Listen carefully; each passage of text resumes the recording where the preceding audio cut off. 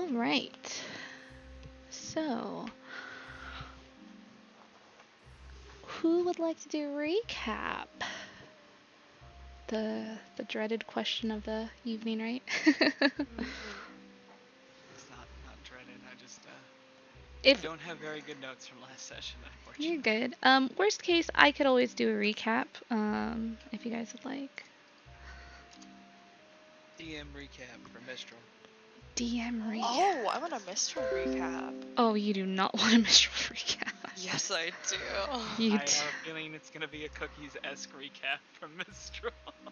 Good. Oh, I want her to God. destroy and roast all of us. Oh, Jesus. A Mistral recap. I'll be honest, I was ready to like do the recap today, and then like I ate dinner and I was like, I'm gonna take a nap, and now my brain is rotted. Oh no. You're fine. I'm excited to hear what happened last session. Well, that's right. So, I can go ahead and recap us. So, on last session of Rime of the FrostMomo, the party, I'm not a part of the party, oh my god. Okay, sorry. The party spoke with the speaker and his people and began to pick up the pieces left over from dismantling the cult in Caer.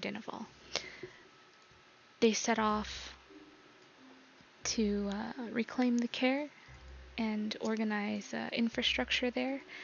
And before they did, noticed that their little satyr friend Dory had whisked away into the safety of their ring.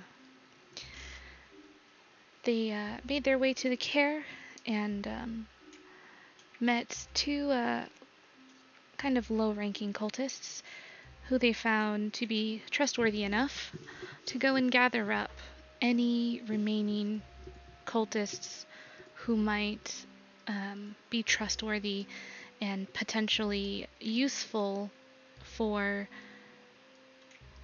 getting things kind of back up and running, getting a sense of normalcy, essentially. They were able to return with about 50 other people. They did tell the group that some of the cultists had fled after it was discovered that Kadroth had been killed, and that there were some who still had ambitions to take over the Black Swords, pick up the mantle of their leader, and continue leading this cult and holding control of the Caer. The group organized the trustworthy people, set them up based off their skills, and went to venture on upstairs, where they met with a few of the ambitious remaining cultists, and there they tried to talk them into going down a different path. Zarius kind of took the lead on this situation, slid on into the piano, and did quite a good job of intimidating them in a bit of a hysterical kind of way. It worked for a couple of them, but they did meet one fellow who did seem quite irredeemable. And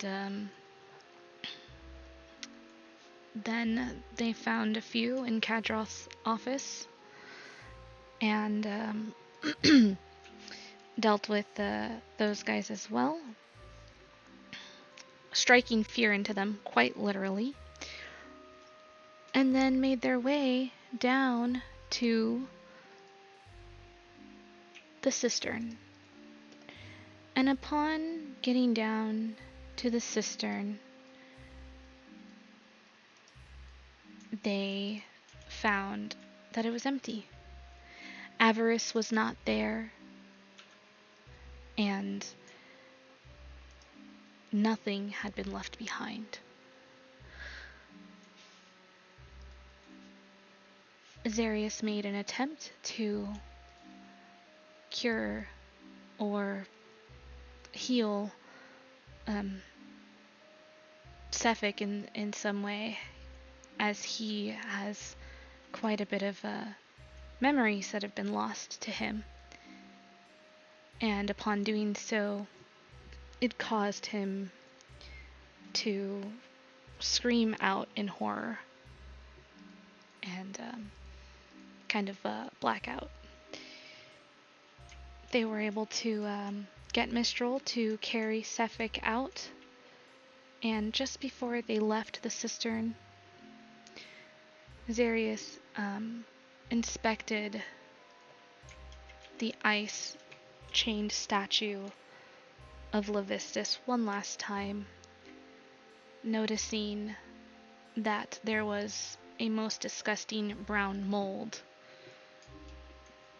that was growing rapidly around the structure, and noticed that it took quite the bit of damage from fire, which was strange. So he set the whole sculpture of ice, molds, and everything to flames, leaving behind the chains on the floor as the group left the cistern. And that's where we left off in our last session. If you joined us for the kind of surprise session we had on Tuesday, Dory had been left off inside of their ring, and Xerius is currently wearing the ring and has Hambone as well upon his shoulder. So that brings us to the main floor of Caer Dineval.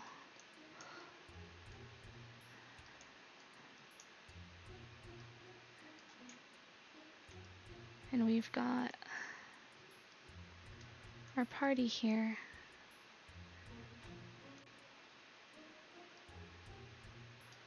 As they have made their way out of the cistern and come to the main floor.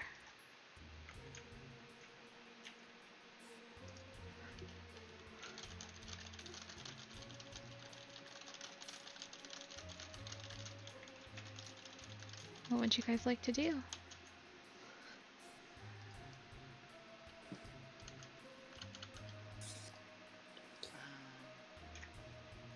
This is still that same night, right? Like right after. Yep, this is the same. Suffix whole thing. This is the same day. Unless you guys would like to kind of, we could hand wave, say that you kind of stayed overnight at the Caer and it's the next morning. If there's nothing that you all would like to have done on the previous night, we could do that. Okay with skipping. I didn't have anything planned. Yeah, I don't either. Okay. Just gonna work on the psychic shields for the brainworm. Okay. Yeah, Charlotte's gonna keep a close eye on Sevek while he's passed the hell out. But other than that, like, she's just going to, you know, hang around, keep an eye on the rest of the group, like as they're sleeping, take a rest herself.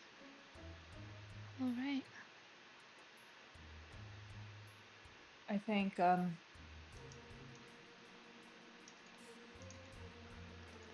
can't stay into the ring until morning, can they? Well, what I was doing with Dory in the ring situation, because Dory was already in the ring for a lot longer than I believe they were able to be, and the reasoning kind of behind that was that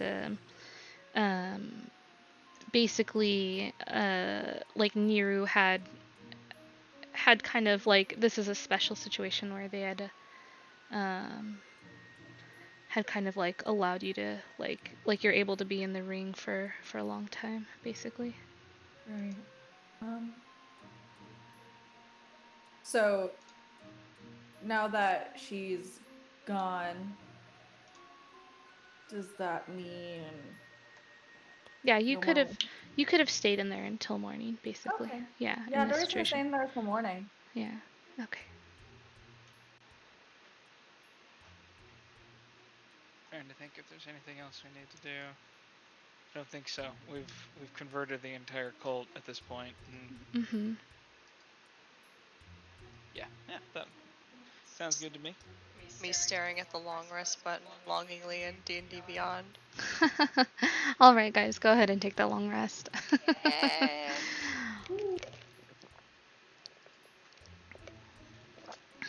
There are many rooms in the Caer. We'll just say that you all kind of stayed in a nice, comfy room.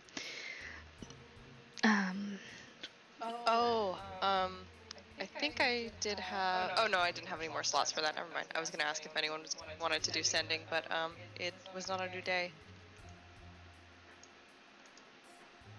You're good. So,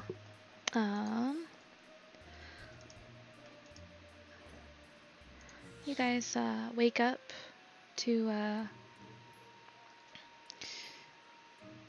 new day. You can hear movement around the Caer and familiar voices as well as some unfamiliar voices. Here, I'll put you all in this room over here. You all stayed in this room. There you go. Yeah, what would you like to do? You all wake up feeling quite rested. Bless you. Some of you may have some of the events from last night on your mind. Some of you may be feeling pretty chill about everything. May I have done one thing last night, just Oh real yeah, quick? yeah, absolutely. I cast Magic Mouth on this fucking statue that caused either me or the speaker to trip. Mhm. And I'm just, from now on, it's just gonna very quietly whisper when, like, every fifth person walks by, I'm a stupid statue and I cause people to trip. When did this? Oh, the one where you the stealth check. Yeah. Oh my god, I love that. All right. Dory. Is that enough? Oh my god. So, okay, let's see. So, let's see here. That's totally fine. You could have cast that on that statue, no problem at all. No problem at all. And okay, Zarius, I need you. 1, 2, 3, 4, 5, 6, 7, 8, 12. I need you to make. I need you to make 12 charisma saving throws. Damn. Okay. Yo. 12. God. Huh? Do I have any benefits from anything? Is it related to the Good luck, There's bro. no benefits for this. Good luck, bro. It's going for the Charisma Olympics. I believe in you, you charismatic Charismatic lad. boy. He's pretty charismatic. I think he is. Zarius? Yeah. he's got a +1. Oh no. Hey. Maybe Charlotte thinks he's 15. charismatic. 14. Okay, guys, if you could clear comms so I could hear the saves. What was that? 15, 14, 22. Excuse me, 21. It's another 14. That is a 13. That's a 17. That's a 20. That is a 10. That's a 20. That's a 8. That's a 9. That's a natural 20, so another 21. That's a 12. And for the 12th roll, that is an 18. Is that all? That I got is all. Am I in as Terpsichore? Are you? Hold on, let me do this. I see the Game Master button. Those are some Our high icon. rolls. It has me typing as Terpsichore. Oh. Oh, because I'm clicked on Terpsichore. That is weird. Oh, that's strange. If I do this. I just wrote down all the ones. That's funny. Okay. The cult fanatic is freaking out over there. You're super vegan. As they should. All right. go. Well, Interesting. Fanatic is typing. Okay. All right. All right. I am going to take you down to the DM's lair, John, and I'm going to need you to leave the room, Court. Yeah, that's fine. Sorry, guys. No problem. All right, John. It's me and you, buddy.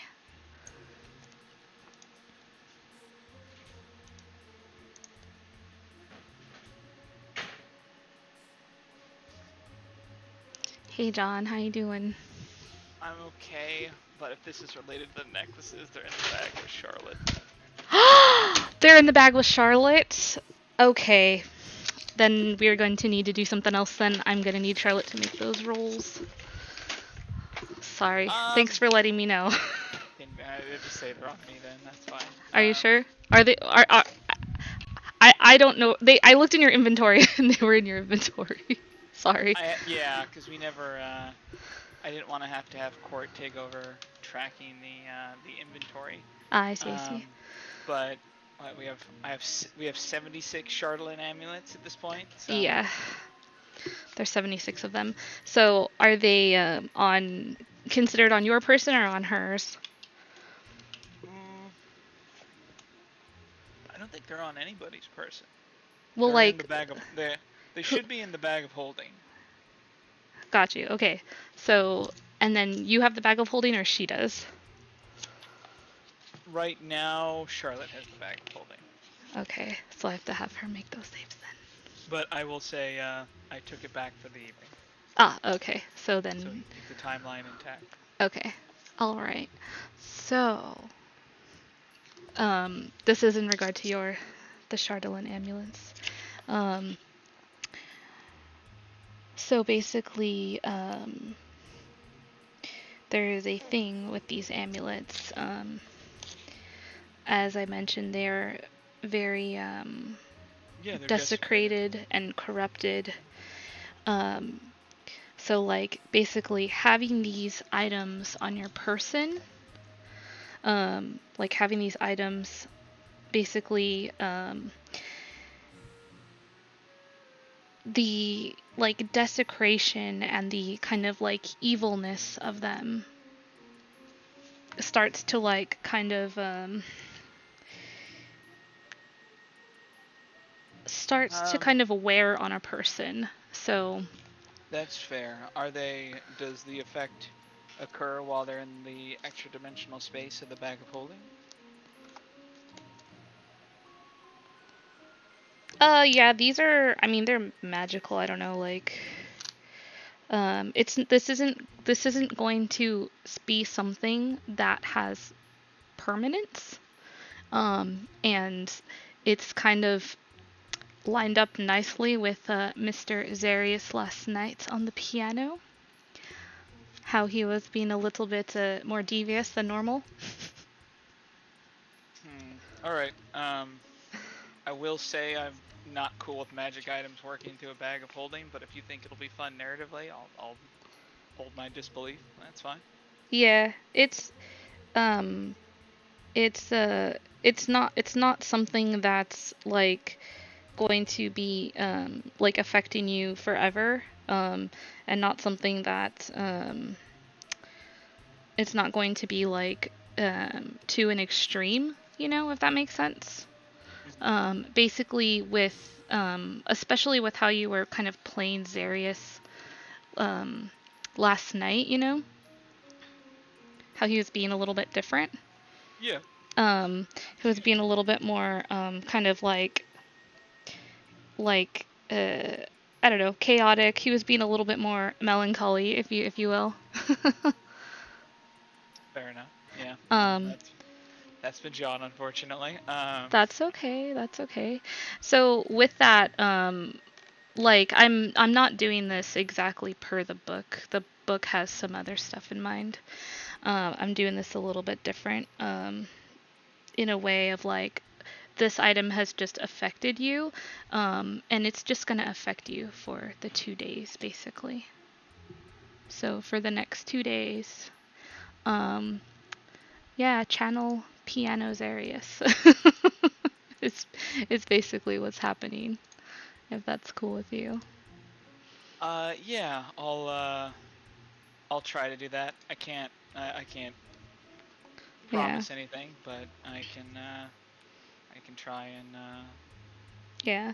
The book, basically what the book wants to do is like, this character's no lawful evil and they crave power and try to extort it, exert control over others, and they're evil and manipulative, and I'm like, I don't really dig that, cuz that takes away player agency, IMO, and I'm like, I don't want to like push someone's character to that extreme, but with how in thinking of how to like handle this and thinking of how Zarius was with like the whole piano situation, that was like a little inspiring, where I was like, we just do it in this way. Like, Zarius was acting kind of out of character, and perhaps maybe this is a part of that, like having these cursed, desecrated items, you know what I mean? Like, kind of contributing to that. So, and then like this will be like, an instance, like your guy is smart. I'm sure he'll put 2 and 2 together, basically. And then, I partially thought of it as character development for him, that he finally let control go a little bit. But I mean, you could totally like keep that way too. Like, someone being so super control, and maybe it's between whatchamacallit, between this item and between just kind of personal growth of like his own volition as well. Between those two has kind of busted him out of his shell a bit, to be a little bit more a little bit something more. A little bit more out of his shell, basically. So if that's cool with you. Sounds good. I don't want to push this to the extreme that the book wants to push it, but I still wanted to do something with it because I thought it was kind of neat. So yeah, I am down for that. So he's being affected by this then? Yeah, he's being affected by it. So like basically how like in the book they want you to be like lawful evil and crave power and all this and that, but like I don't want to force that on someone, but more so like how Zarius was acting a little bit more different last night. Like maybe just go more of like that route where he's a little bit more he's a little more like loose, not as like how he was very not like himself. This is true. But it was great. It was great. Like, I fucking loved it, and hopefully you had fun with it too. It sounded like you were having a lot of fun with I had how a he ton was. of fun with it. Yeah. I'll try and bring that out. I can't make any promises or anything like that, but I'll definitely give it a shot. Yeah, you're good. You're good. Yeah. So if you want to make him a little more snarkier or a little more, edgier or whatever, basically just essentially like have fun with that as you will, and it'll be something that'll last for 2 days. Okay. And so we'll do that. Sounds good to me. 2 out of 70.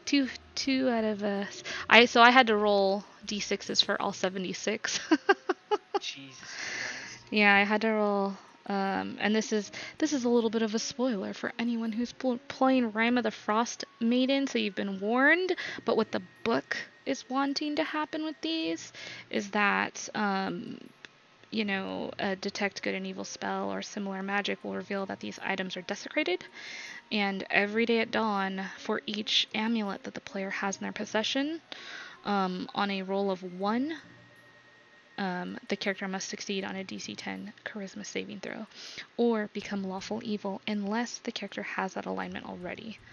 And then they showed roleplay the new alignment. A lawful evil character craves power and tries to exert control over others by being either cruel or manipulative. Jeez. The alignment change can be undone by any magic that ends a curse, but after 9 days it can be reversed only by a wish spell or divine intervention.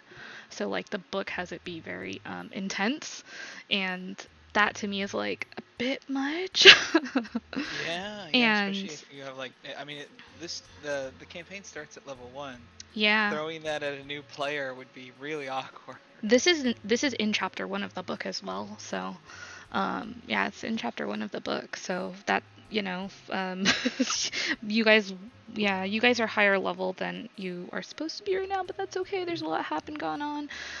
I like milestone stuff. But yeah, like I wanted to still implement this, but implement it in a way that I felt made sense in like my game and the way we're doing it. So I think he's probably wearing the I think the dwarven like oracle had she had an ornate like sword necklace of Charlemagne. I believe he still has that on his person at the very least. So that is the Chardolin amulet, sir. yeah, we can say he failed. Oh, so all Charlemagne amulets are sword shaped? Yeah, they're all like a triangle with a sword on it. I believe I posted a pic in campaign info. I just described it really nicely for her since you guys were like really inspecting her. Okay, I thought the other ones were sort of rougher and less ornate, but there, dude, I totally thought it. Okay, cool. Posted it somewhere. I'll post it back in campaign info. They look pretty cool. The Crimson Beetle version comes with a Chardolin amulet, which is pretty cool. But I have so many versions of Rime of the Frost Maiden. Got on Roll20 D&D Beyond and the physical book, so I don't need the Crimson Beetle, as tempting as it is. But yeah, we'll do that then. We can say that the one that caused you to fail was the one that you took from Hethel, the lovely one-legged dwarven woman. And yeah, so cool. With that, we will head back on upstairs and get back to it. All right. Thanks, John. No worries. Thank you, Mama. Of course. Say that'd be funny as shit. All right, we're all back. Court, you can come back. We're not theorizing. What? No. Of course you're not. Theorizing? Okay, Court, you can come back. Sorry. What did you do to Sirius? I didn't do anything to Sirius. Just imagine Court just waddling back in. Waddling? She does not waddle. I'm Waddling! She doesn't waddle. She has long legs. One. He strides. Yes, she's got long strider everywhere. She be long striding. All right. So we're back, guys. Thanks for your patience on that. All right. So you all just woke up feeling nice and fresh. You can smell the smell of breakfast. You can hear bustling outside the room. What would you like to do? If Zarius is still asleep, Dory's gonna come out of the ring and just sit on top of his chest. Okay. Are you still sleeping, Zarius? I mean, sure, yeah. Does he wake up from? Yeah, I'm sure you do, my guy. He looks at Dory. You just watch him slowly grab his bagpipes, put it under his arm, and just immediately start playing as loud as he can. Blah. Dory Go ahead and roll me a and just like runs and hides behind Charlotte wherever she is. Go ahead and roll me a performance check, Zarius. It's gonna be bad. Roll for volume.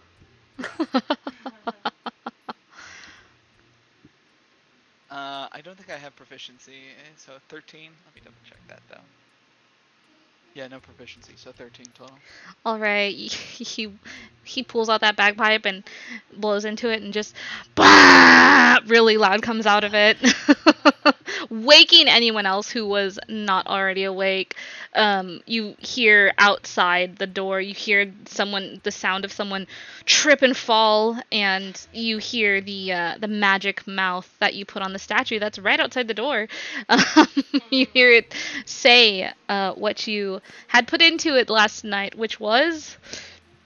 I'm a stupid statue that makes people trip. There you go. And at that loud blah noise, Sefik kind of sits up, rubbing his eyes, looking around at you all. Looks at you in particular, Zarius. Excellent. Back in the world of the living.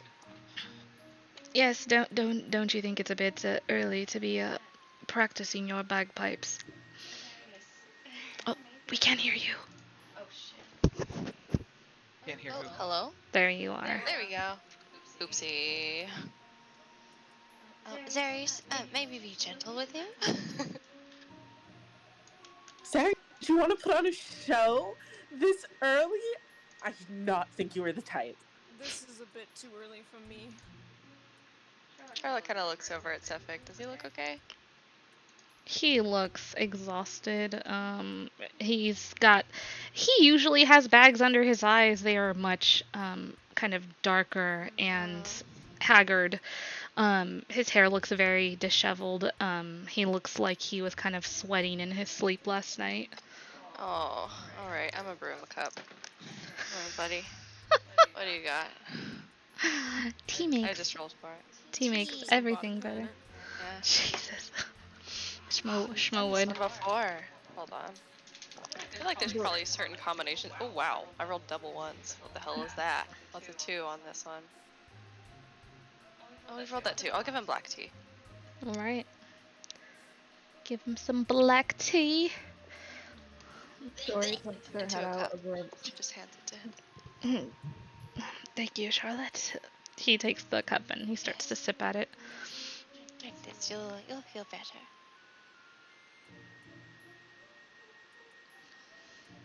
All right. What were you saying, Dory? Oh shit, we gotta get Dory on the map. Dory pokes their head out of wherever they are, while Charlotte's like bombing tea. And they're like, so I heard like screaming.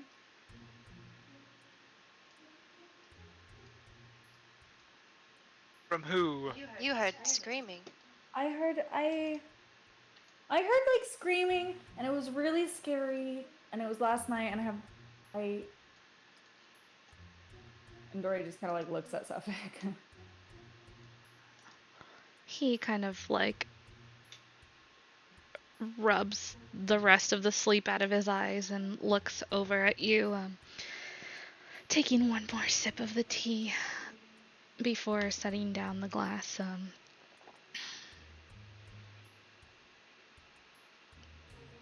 I heard screaming as well. I thought that it was just a nightmare, but did something happen last night?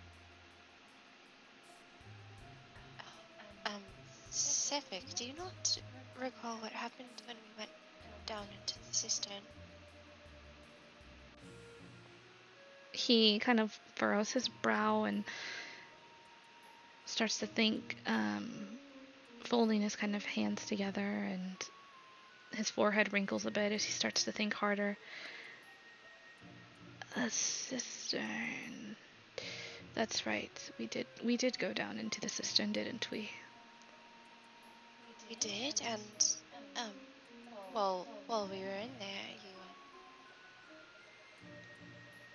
she kind of, her eyes like flit from Sefik to Zarius and back again. Do you not recall Zarius casting a spell on you?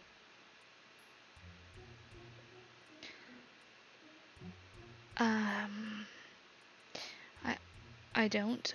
Forgive me. What did you cast on me, Therius?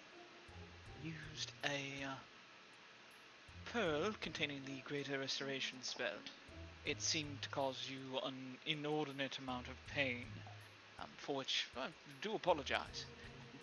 Do you remember nothing after... What is the last thing you remember? He kind of looks up. He starts his mouth moving a little bit as he's kind of trying to recall the past events of the past day, and we spoke with the speaker. We came to the Caer. Schmo went to help with the Dory left behind the ring, and Zarius brought the ring. We went to the cistern, and then we woke up. The last thing I remember is we were in the cistern. I vividly remember going down the ladder and across the icy waters, and I do remember we got some of the water inside of the boat, and that's the last thing that I can recall from last night, unfortunately. So, we know that casting Greater Restoration does something to you. What that something is doesn't appear to be healthy for you, unfortunately. Perhaps you can try it again at a later time when we're safer. I don't think we should try that again. I think that whatever is blocking off Zephic's memories in this way is stronger than whatever that spell is. Maybe. That looked very purposeful. You do have gaps in your memory, Zephic, do you not? I do. It's he kind of like sighs and rubs his head. Looks like he has a headache. It's, imagine someone's taken a book and they've ripped out some of the pages, many of the pages. You read the book, and one story cuts off. There's a large blank, and then you continue reading the book, and it continues into another story completely unrelated. Zephic, I don't have to imagine that. And she puts a hand on his arm, like kind of reassuringly. You and I, we have the same problem. You have blanks in your memory as well, Charlotte. I do. Quite large ones. Well, now I don't know whether to be relieved or concerned. Well, me either, but I strongly suggest, Darius, that you do not use that spell on me. She gives you a smile. Kind of a strained one. Whatever Zephic went through, I would like very much not to go through it. If it helps, I can't remember exactly what I went through. And he gives you kind of like a bit of a grin.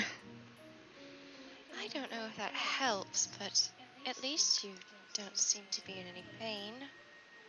Are you in pain? He kind of stretches. You hear some of his like neck and back kind of cracking as he stretches. Not anything more than a usual old man would feel. I see. Well, I'm just gonna tap him, cast guidance. The thought that counts. He gives you kind of like a weak smile as you do that. How... I'm at a bit of a loss here. If we can't restore you two, do you not want any of your memories back? I'm not aware of any other way to help people who have lost their memories. Well, regardless of my own desires, I feel that my past is catching up to me in one way or another. And she kind of like digs through her. Like, does she still have the bag? I don't know if she still has the bag, but if she did, she would pull out the little cloak and just kind of like show it to him. Like, You go to dig for the bag, and you notice that the bag is next to Zarius. Yeah. My people already came looking for parts of it, so I feel that regardless of my own feelings, I'm going to find out eventually. Perhaps some memories are better left mystery. But I do appreciate the effort, Zarius. Yes, I do know that some of the things we have recovered, well, they're quite painful. And I like who I am with you all. I suppose I'm a bit afraid that if I learn of who I was or what happened, I'll change, and I don't know if I want to change. Charlotte, I hate to break this to you, but you were probably only a better person before you met all of us. I don't think you can be a bad person. Do you think I've gotten worse? Suffolk kind of just covers its mouth. Mistral looks like wide-eyed, he like. Looks around. He's like, "We're definitely a bad influence, yes." Oh my. No.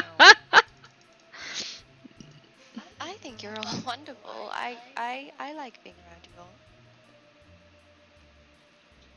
Certainly a lot better than being buried under who knows how many feet of snow.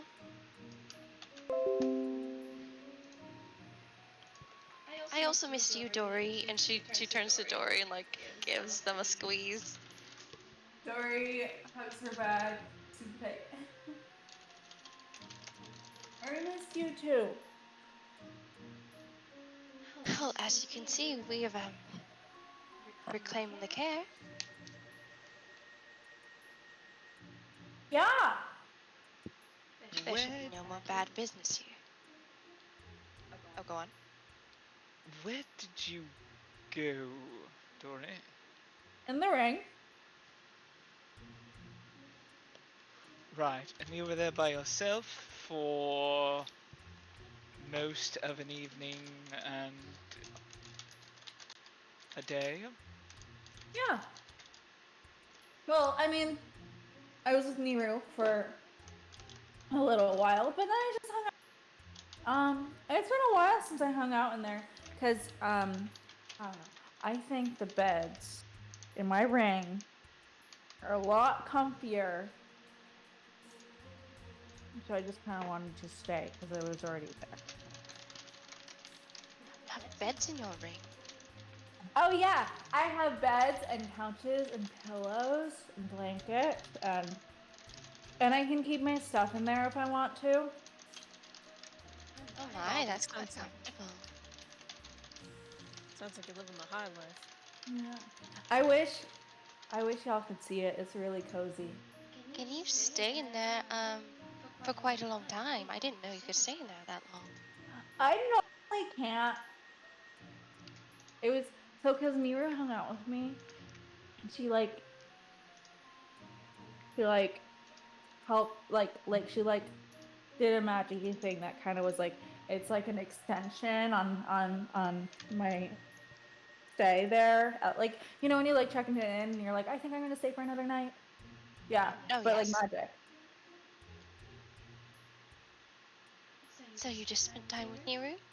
Mhm. Do you feel better? Yeah. I feel different. I miss hanging out with her. She's my best friend. And yeah. Also, don't tell her I told you. And Nero, I hope you're not actually listening to this. But she's really old. She's old? What do you mean by that? She's like, apparently she's like thousands. Dory's like whispering, thousands of years old. Oh! DM dice go flying. Sorry. My goodness, that's quite a long time to live, but isn't that normal of, what is she, a Jean? Kind of looks over at Mistral like. Well, she's a married genie. She explained that to me. Mistral's She's just a playing married her. genie. So, She's playing yeah. her little liar, not listening, like in her own world. Vibing. Diddle diddle doo. Yeah. Yeah, she's my best friend. Oh, and I need to help her. Help her? How exactly? I mean, just doing the same thing I've been doing. It's not. What, being adorable? Yeah. I see. She pinches your cheek.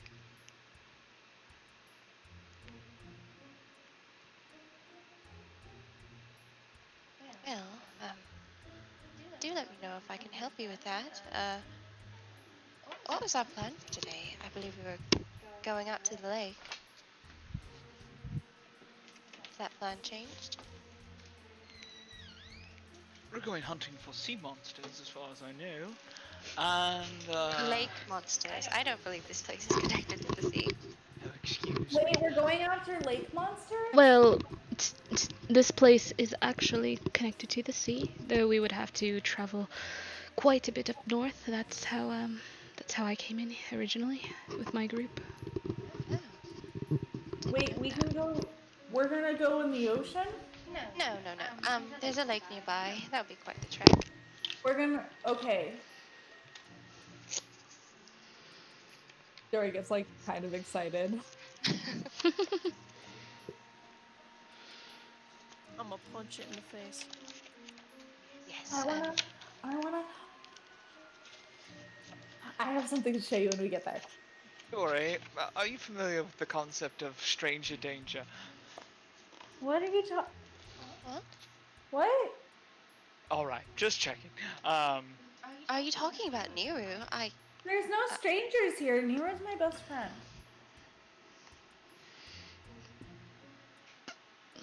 Are you aware of the concept of stranger danger? And she looks very concerned.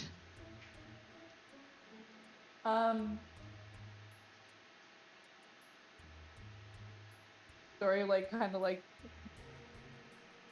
twists their fingers in their hands for a second. By golly.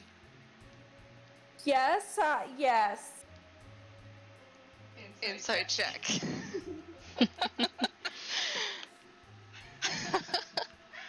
I love when I roll shit on insight. Oh, that's a 13 though. That's okay.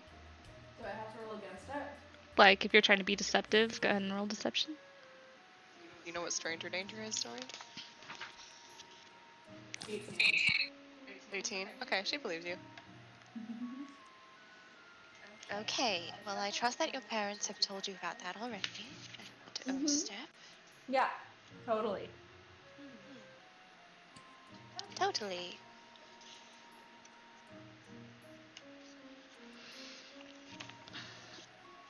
Well, then, is there anything that you'd like to do before we head out? I want to take Charlotte saying totally and put it on a soundboard. Oh my god.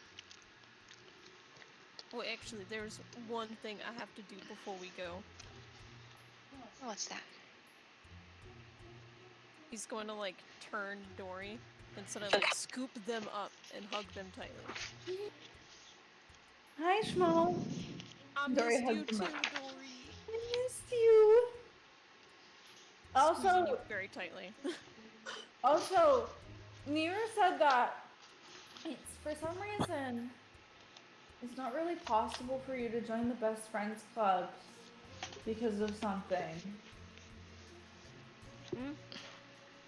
Well, we were talking about the best friend club, and I was like, what if I ask my friends? And then she was like, yeah, but maybe not Schmo, because Schmo already has his own best friend club. He's like, He's really confused, but he also looks kind of hurt.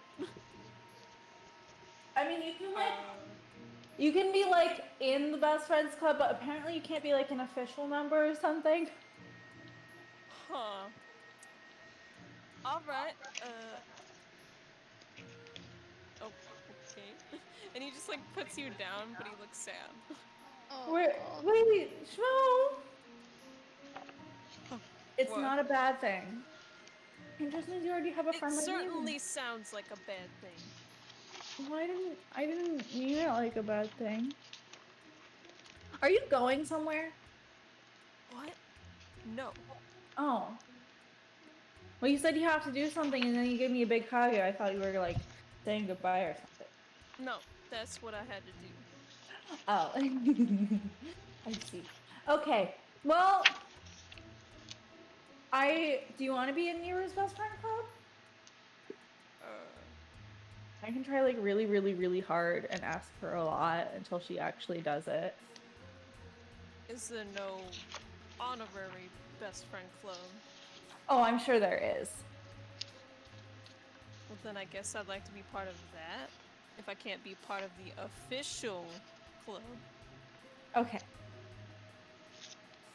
I'm sure there is. There has to be a way. He's just like tilting his head. He's like so confused, and he just like runs a hand through his hair. All right.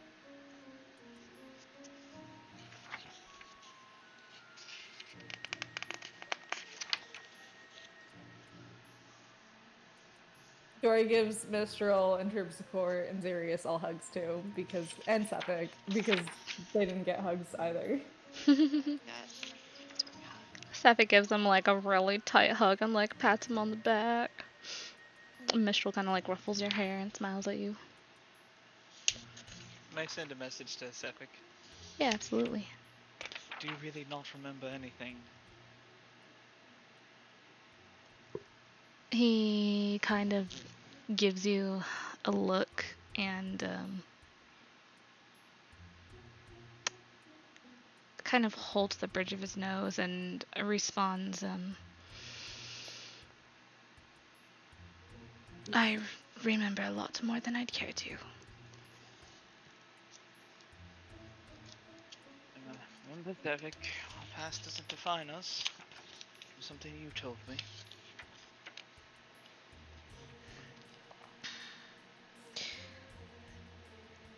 It's less of Then he starts playing. Go ahead. Oh, Sorry. no, you're good. No, what I was gonna say. He says, it's less of defining and more of haunting.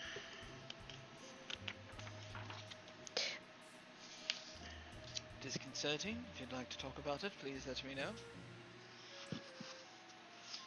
He just gives he gives you a God nod. damn it. Sorry, I'm so sorry. No, it's not your fault. It's just that we both interpret the silence Sorry. He just gives you a nod. An area to interject. He just gave you a nod is all. Go forth, Zarius.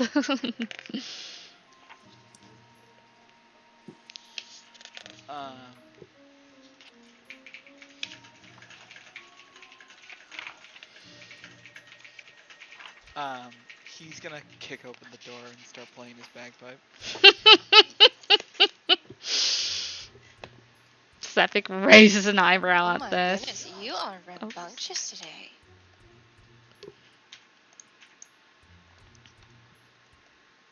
Well, he's quite in good spirits. I need you to understand, this is like full punk folk. I don't know where he would have learned a song. I need some royalty-free punk bagpipes. YouTube, please don't fail me now.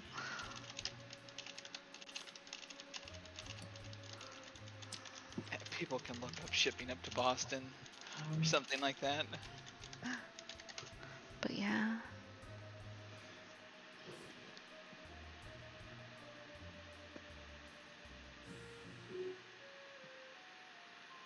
Damn. Inserts bagpipe music here.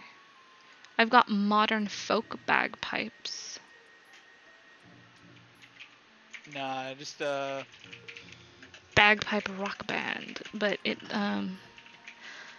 doesn't say royalty free. Is my only problem. What if we play the game Rock Band? Oh my god. And there's a bagpipes. That's pretty much, yeah. Mm-hmm. And you just play the guitar, but then it's the bagpipes. Pretty much. No, it's all good. I will find you some bagpipes someday, sir. There's apparently like quite a bit. There's dueling pipers, College of Piping. There's dueling bagpipes. I mean, I'm learning so many things right now.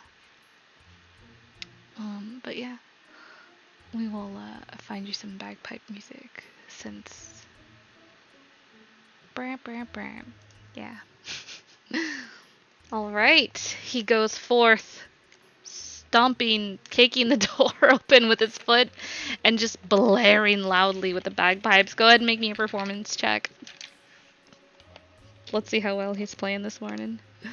Is anyone witnessing this, or is it just me? The 15 total. All right, he's playing pretty good. It's it sounds chaotic. It sounds chaotic. He's definitely bagpiping a specific song like that he knows, but there's a bit of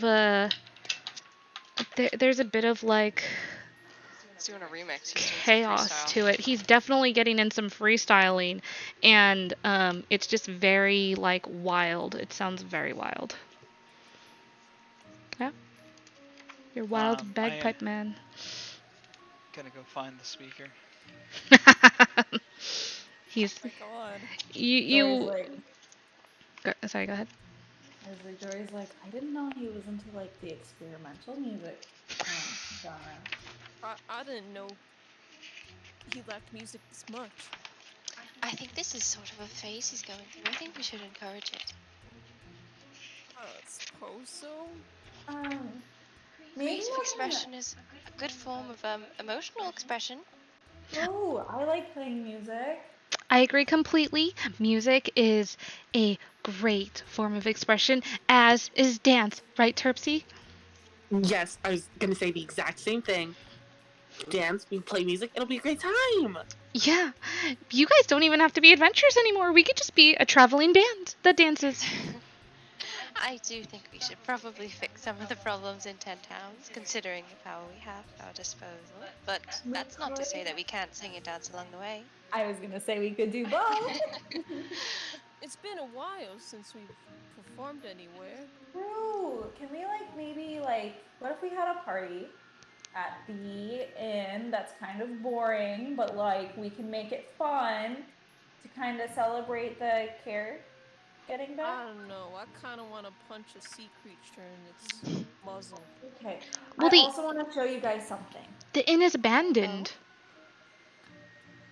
Do you mean we no, take it for? Tavern. The tavern. Oh, I hate that place. That place is such a drag. I know, but we get to make it not a drag. But if Schmo wants to punch a sea creature in the face, I think we should let him. Yes, I think that making the lake safe will do well to allow some of these people their jobs back, and then the inn and tavern will perhaps have more free-flowing alcohol. I don't know if a lot of people like to dance without that in their system. Okay, so we kill the lake monster, right? And then we prove to everyone that we killed the lake monster, and then we have a big party to celebrate before we leave. I love that. She nods. Let's do that. I like this plan. All right. I just don't want to perform in the uphill climb. I mean, the uphill climb. It's the stupidest name for a tavern, don't you think? Who likes an uphill climb? Nobody. Nobody likes an uphill climb. And yet they chose to name their tavern after something that nobody likes. It makes no sense. Well, I don't mind doing that on occasion. It can be a great workout. I don't exactly have a problem with it either. But when you want to go to a tavern, you don't think of, boy, I'd love to walk an uphill climb to go to this tavern. Right? Right? I suppose not. You've thought about this, haven't you? Well, yes, a tavern's name is very important, is it not? The name of the tavern should be something that it welcomes you or makes you want to go there, inspires intrigue or, excitement. So, you suppose they might have called it something like the super cool, happy tavern place to get drunk at? Uh, Honestly, I would have taken that over the uphill climb. The uphill climb sounds terrible. At least the hook, line, and sinker is clever and makes you curious, does it not? It does. Perhaps you can pitch your ideas when we have the party? We could perhaps rename it, give it a rebrand. Call it Glug Glug Town. I would go to Glug Glug Town. I would most definitely go to Glug Glug Town. See? Well, I just really don't like that tavern. She kind of has like a look on her face. It's kind of telling, like, there's probably something more to that. Suspicious. Alright. Zarius, you're going to find the speaker, I believe. Yeah.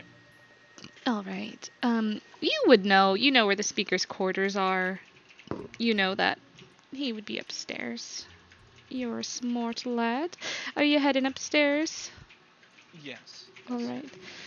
You make your way, kind of stomping upstairs, playing the bagpipes loudly and proudly, as you kind of traipse through the halls of the Caer, the bagpipe music blaring, as you all can hear it kind of get farther away. It's definitely still heard.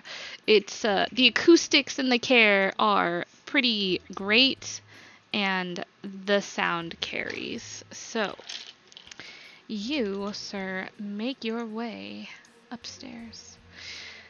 You make your way upstairs, and I need to make your way upstairs. And feel free to, I'm gonna actually take off the fog here. Take that off. Oh, actually turned it on. Just kidding. Sorry about that. Serious?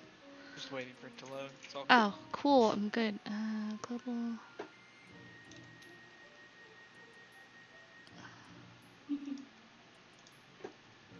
There we go. Now you can see everything. And I, in the meanwhile, will get the right people here. Got the speaker.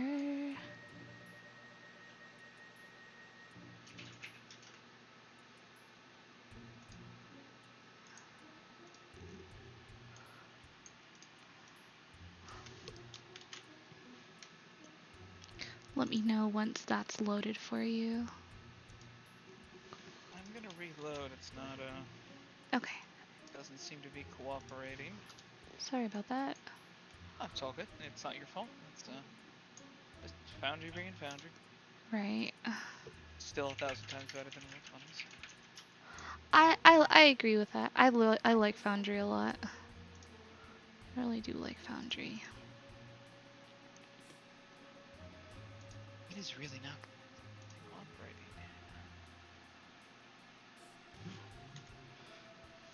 We could also Theater of the Minded if you'd like. Yeah, that's fine. Cause it's There's not going to be like combat or anything. Okay. You head on upstairs, making your way through the halls of the Caer, and the bagpipe music just blaring loudly. And as you get to the top, you catch sight of the door of the speaker's quarters flying open, and Lenathis peeks his bald head out. His giving you kind of a bit of a scowl as he catches sight of you, and you can, and as you continue to play your bagpipes, walking towards the speaker's quarters. he gives you a look of like just shock and awe, like surprise and almost a look of offense a little bit. Um, uh, do you keep playing and keep walking towards the speaker's quarters that he's sticking his head out of the door? I'll stop playing, but good morning. So, I just wanted to make sure everything is good to go. You don't need us anymore. We plan on going a bit of lake monster hunting. Any concerns? Last minute problems we need to take care of? Everyone playing nice, as it were? Well, you've just solved the first problem this morning. What in the do you play the bagpipes that wretchedly every morning? It's quite horrible, and you've woken the speaker up. Yes, builds morale. That way, when everyone hears good music, they're much more appreciative of it. I see.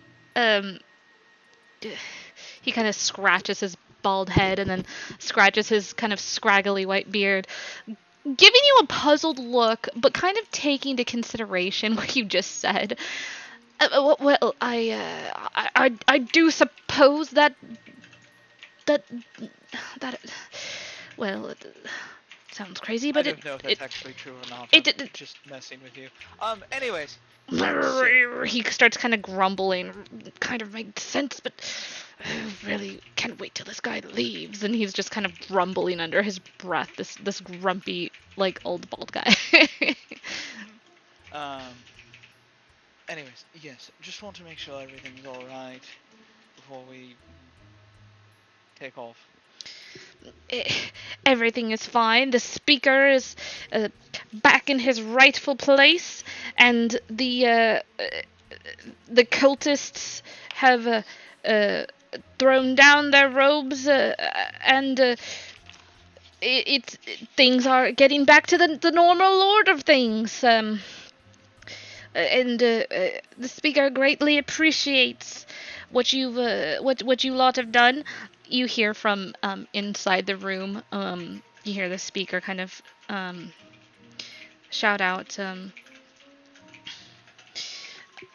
"Lenathis, don't be so grumpy with him."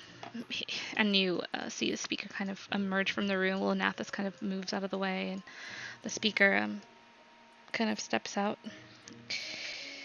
Oh, good morning, Zarius. Morning, speaker. Did I hear that you are going to be heading out? That is the plan, yes. Unless there's some sort of issue or anything else preventing our departure. We heard something about a lake monster, and well, it sounds like quite a bit of fun. We wanted to give it a shot.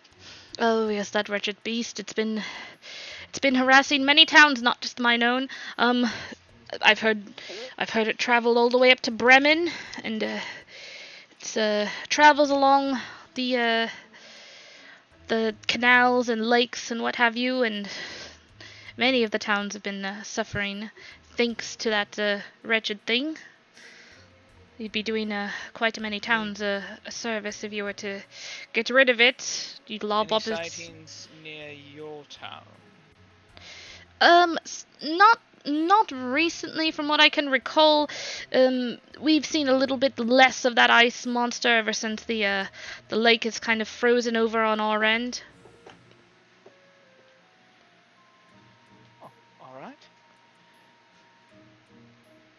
I've heard Bremen's been quite lucky with it, and he kind of like nudges Lenathis, kind of grinning at him. He seems kind of like happy that his own town is not being terrorized, and he seems to be having a chuckle that another town is having issues and not. He's like feeling pretty good about his town, like, oh, our town's so great, you know. But it's like, yeah, it's thanks to these adventures, my guy. Our town's so great. It got taken over entirely by cultists.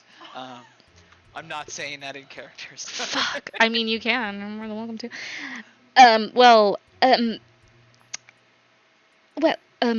If you're going to be heading out, if if your group wouldn't mind to meet me in the speaker's den, I would like to make a couple of announcements, and was waiting for you all to awake before doing as such, as I would like you all to be present.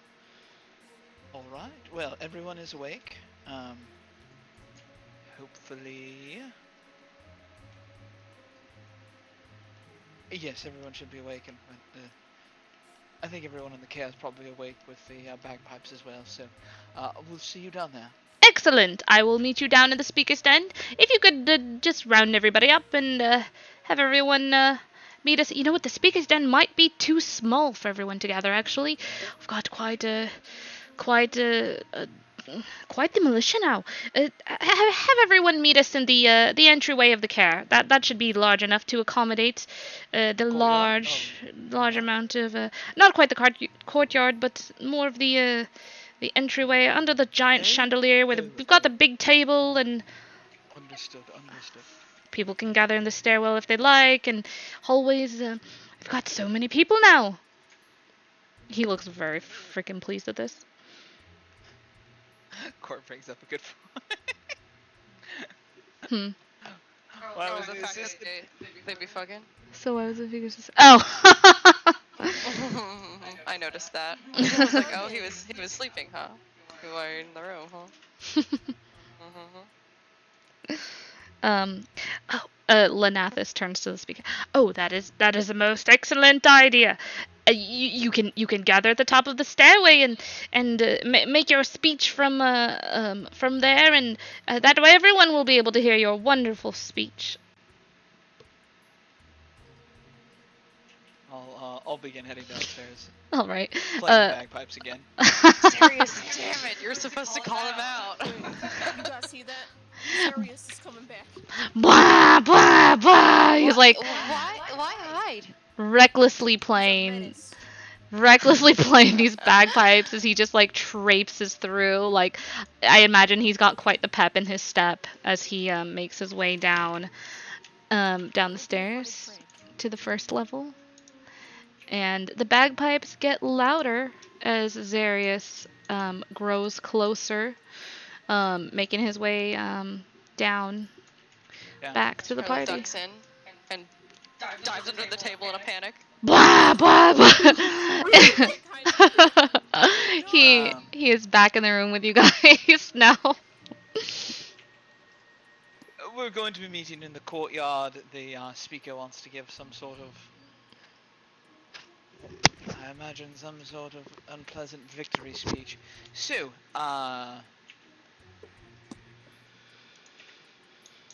like half hiding. He's like between these legs. He's like curled up. Yeah, Charlotte's attempting to hide under the table, really obviously. You do know I can. Well, I mean, if you don't want to listen to a speech that badly, I understand, but at the same time, we probably should make some sort of appearance. We're hiding. Shmo, it didn't work. Oh my god. And he like uncurls himself and he just gets up. It was supposed to be a funny prank, but not everybody latched on. You walked in here too fast! I told you, he's too powerful. What exactly was the prank? Hiding. Oh, to make Darius think we ditched him. She looks a little bit like, that's mean. No, not like that, like we just poofed. She comes out from under the table. I would never ditch you, Darius. That was a mean prank. I didn't know what the prank was. I didn't get enough time to be briefed on it. Or is it like were you trying to do like a surprise party thing where we all hide and then we come out and we're like, surprise? Yeah, exactly. Okay, Charlotte. That's a good thing. Well, yes, that is nice. That's fine. Yeah. I don't want to abandon someone. That seems a bit mean. No. We weren't going to leave. We'd be here the whole time. We'd just pop out and we'd scam. But it didn't work. So, are we going to sneak out, as we are so quite good at doing, or are we going to attend this? Sefik kind of motions to the door, like. Seems rude not to at least show up. I imagine a show of force would help cement everything for the speaker. Yes, that would be helpful. Besides, he might have some important information that could be actionable. I don't know what he's going to say.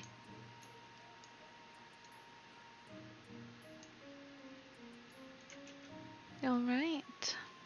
Is there anything you guys would like to do before you head out to the speaker's speech? Aw. Okay. Alright. You said there's breakfast, right? Oh yeah, you guys could smell breakfast. You guys definitely could have gotten some breakfast while Zarius went upstairs and grabbed some for him too if you would have liked also. Okay, Yeah, what's for breakfast? There were like breakfast sandwich wraps basically. Like eggs, potatoes, and meat. Like wrapped in a bun. Yeah. So I'm gonna be finishing the bun, the breakfast wrap. I'd like another one. I imagine they would have given you like Tam would have given you like a fucking platter. Like you guys saved them from Can we put some below and Mo likes buns? What a surprise. Oh my goodness. Darius, don't say that. And he's like blushing in embarrassment. Zarius, what do you mean by that? Oh, we forgot to have the talk again. No. What talk? You were so busy doing something with the shields. I didn't want to interrupt you. But you're gonna give them a talk? Yes, Terpsichore is sheltered, and I believe the temple ill-prepared her for anything beyond platonic relationships. Well, I was gonna learn the tango. I'd rather you not, actually, if that's okay. Oh my god! You've had two romantic interests and Yes. he stops talking. May I attend the talk? Yes, actually, you may want to. I will not be assisting with the talk. I would like to attend the talk also. Mistral raises her hands up. Mistral? I would love to attend the talk. Yeah, can I at least attend? Maybe you can have your Maybe you can have your talk after the speaker gives his talk and everyone can attend your talk. Oh. No, I think that'd be a great idea. Are we all gonna learn the horizontal tango? Horizontal. Zarius, you can dance? Yes, I can. I gotta see that. Don't. That.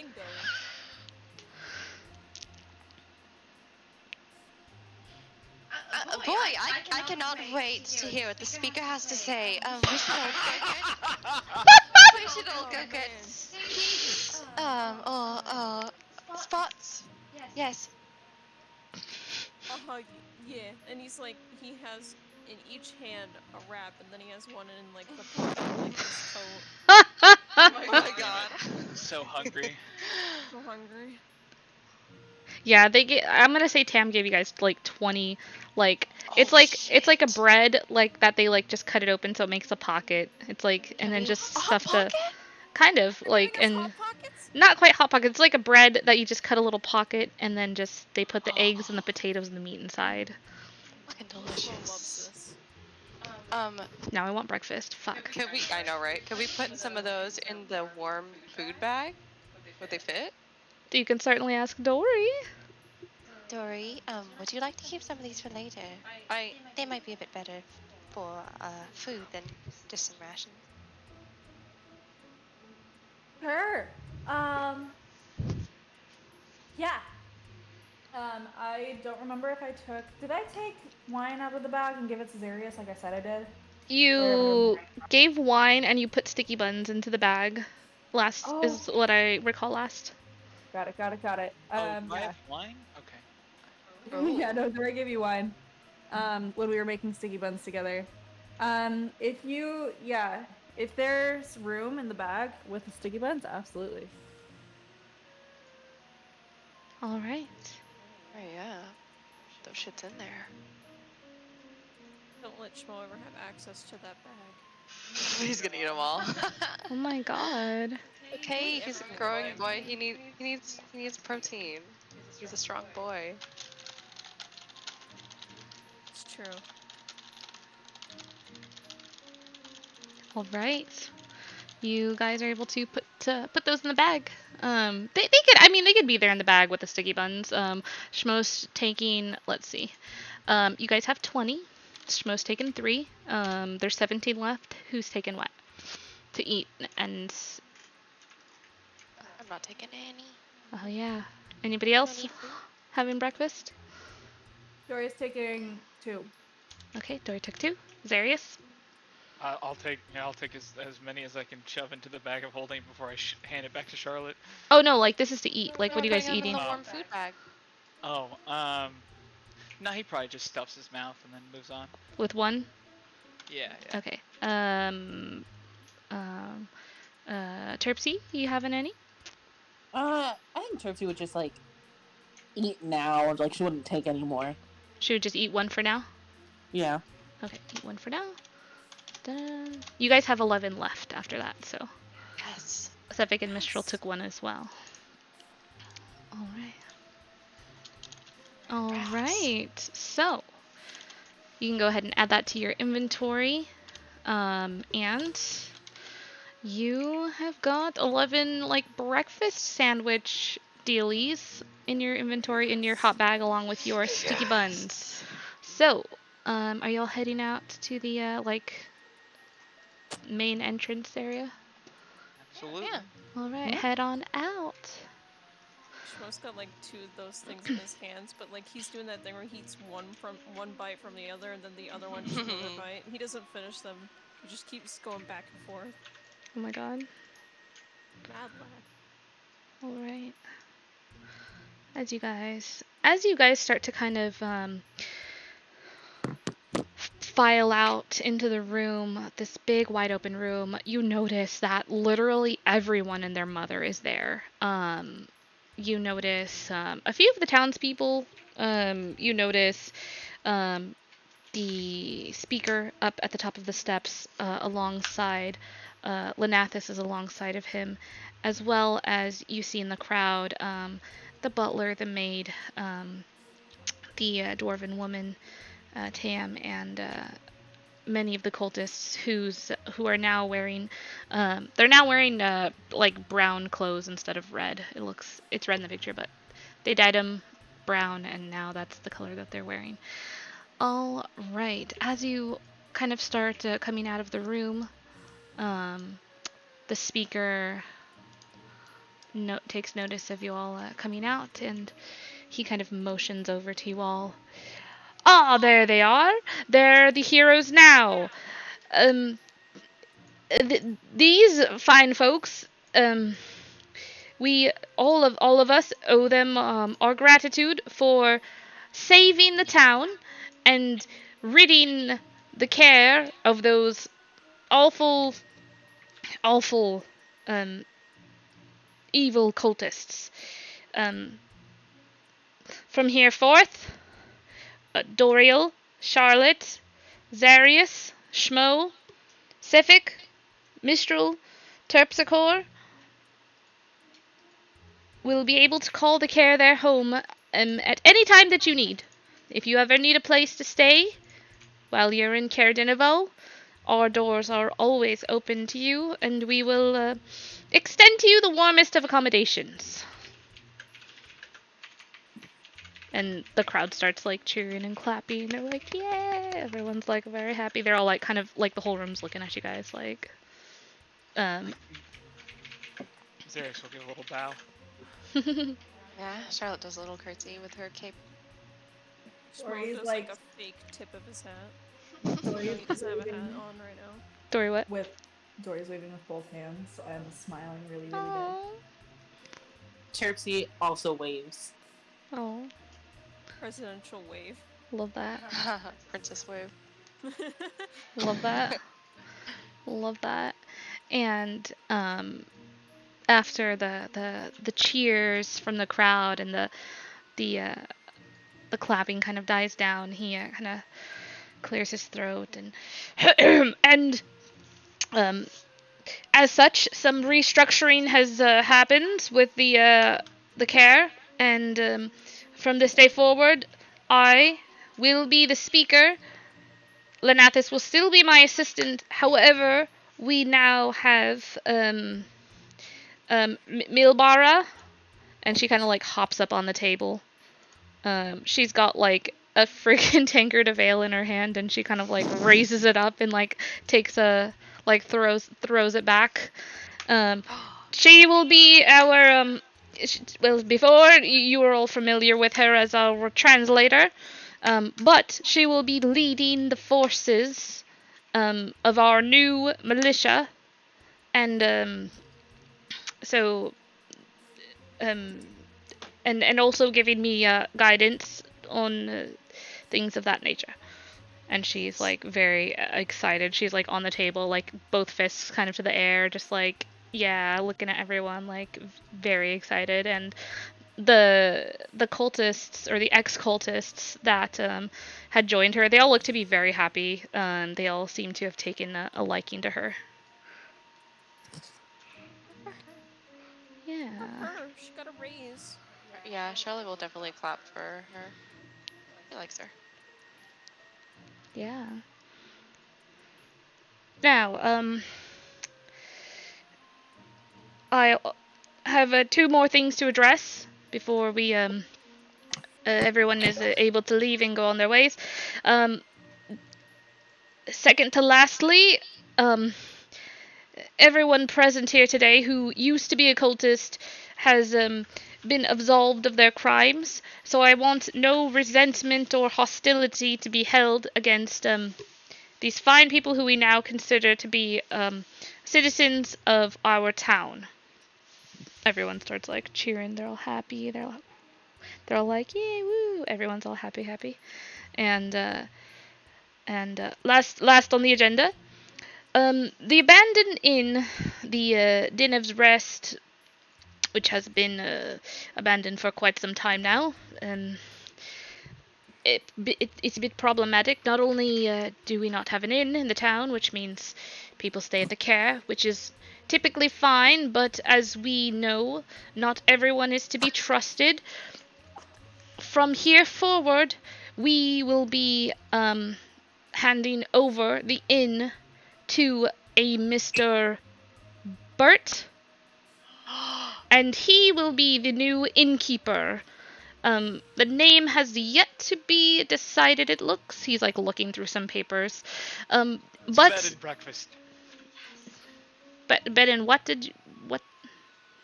Sorry, No, you're good. You can choose to ignore me entirely. My bad. No, you're good. If you're saying that in character, he would look over at you. Yeah, I mean he's just throwing out a suggestion. You don't have to take it. Bert looks over to you. He's like, what was that? What was that, Zarius? Mr. Zarius, did you have a recommendation? I've been struggling so hard to come up with a name for the new inn. It's quite a lot of pressure. Bert's bed and breakfast. Bert's bread and breakfast. Yeah, I quite like that. It is where you can have a bed and some. Everyone loves breakfast. Maybe we only serve breakfast. That could be good. It could be like it could be a thing. No, you definitely want to serve dinner as well because we arrive in towns late. No. I mean, we're gonna serve breakfast for dinner. Or do you think? Like that idea. Do you think? That's a good idea. Do you think That's people? a great idea. Do you think? Best meal. Well, see, so you think that would be a good idea? God, yes. Absolutely.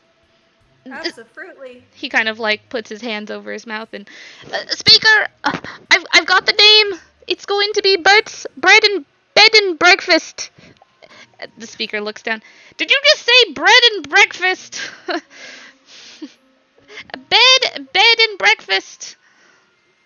All right, well, folks, you've heard it here from Bert himself. Bert's bed and breakfast. You'll have to exclusively refer to it as Bodacious Bert's Bed and Breakfast, just so we're clear. You already know I'm thinking about it. Does he hear that? Bert hears that and he kind of like chuckles softly a little bit, and he like peeks over his shoulder at you two, and then he turns around quickly, like hiding his flustered face. Sorry, like, clapping. The inn will we will supply some provisions and assistance to help get the inn up and running, and but perhaps on your next visit, the inn will be ready to go. Excellent. You may want to post some guards there. There was some strange activity going on in the cellar. Just heads up. Tom and John kind of look at each other, and they look over, and they kind of both of them shout out in sync together. Oh, we would love to assist Bert if it would be at all possible. Fine, very well, Tom and John. You are Bert. These two are now in your care.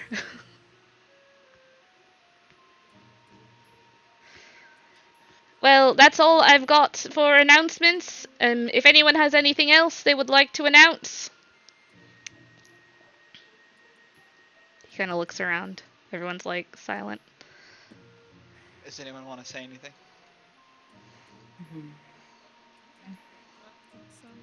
Okay. Zarius is gonna speak up one last time because apparently John can't shut up. That's fine. Our party is going to go kill the lake monster. We're going to try. If anyone has any information or sightings, it would be greatly appreciated to share such information.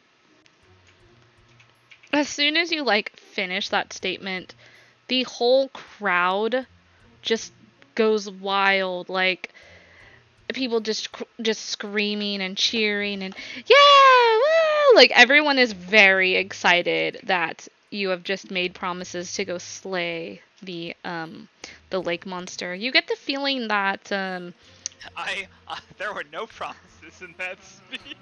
But I'm sure it's me. Alright. It was they're just like, wow, these people, they're so great, you know. They're like, yeah, they're gonna go slay the lake monster. They're very excited at hearing this. Literally said we're going to go slay the lake monster. How is that not a promise? We can't hear you. I don't know why.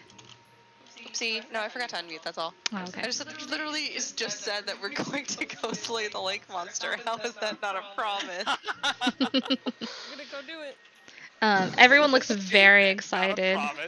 They Oh all my god. everyone looks like this lake. You get the feeling that people really hate this lake monsters, cause a lot of trouble for a lot of people. There's a lot of clapping and they do. All the homies. All my homies hate the lake monster. Yeah, they're all cheering and one of the cultists come up to you and says, well, hello, Zarius, was it? Sorry, what was that? One of the cultists comes up to you and, hello, your name was Zarius, yes? Yes, what was... I'm not going to be that cruel to my DM. Your name's not important. Well, my name is Joe, and Pleasure to meet you, Joe. Pleasure to meet you as well, Zarius. I'm from Bremen, and the lake monster has terrorized Bremen quite frequently. Some say that it perhaps makes its home there. What has it done exactly? It's a terrible beast. It's very large, and it's sunken some boats and ships, and it travels all along the canals and in rivers. Though I don't know if it's really traveling along the canals. The canals are quite small, but perhaps there's some underground tunnelage system that it's going through. Interesting. Not a place I'd like to go. I'd like to stay quite above water. can't say so myself, but, alright, so it's turned over some ships. Did it kill anyone? Oh, yes, it's many fishermen have died, and a lot of people are afraid to go out in the water up in Bremen.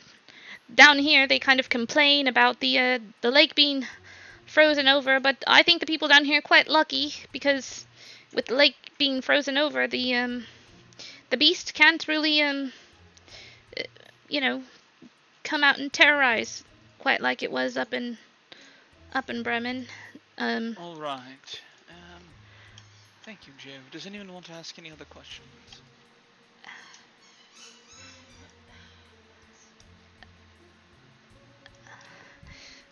Are you really going to slay the lake monster? Yes, we do have some business in East Haven we may have to take care of, but it is wretched town. on our list. I hate that town. It's quite terrible there. Sorry, what was Joe saying? He was just saying how much he dislikes that town, and that they sacrifice people there.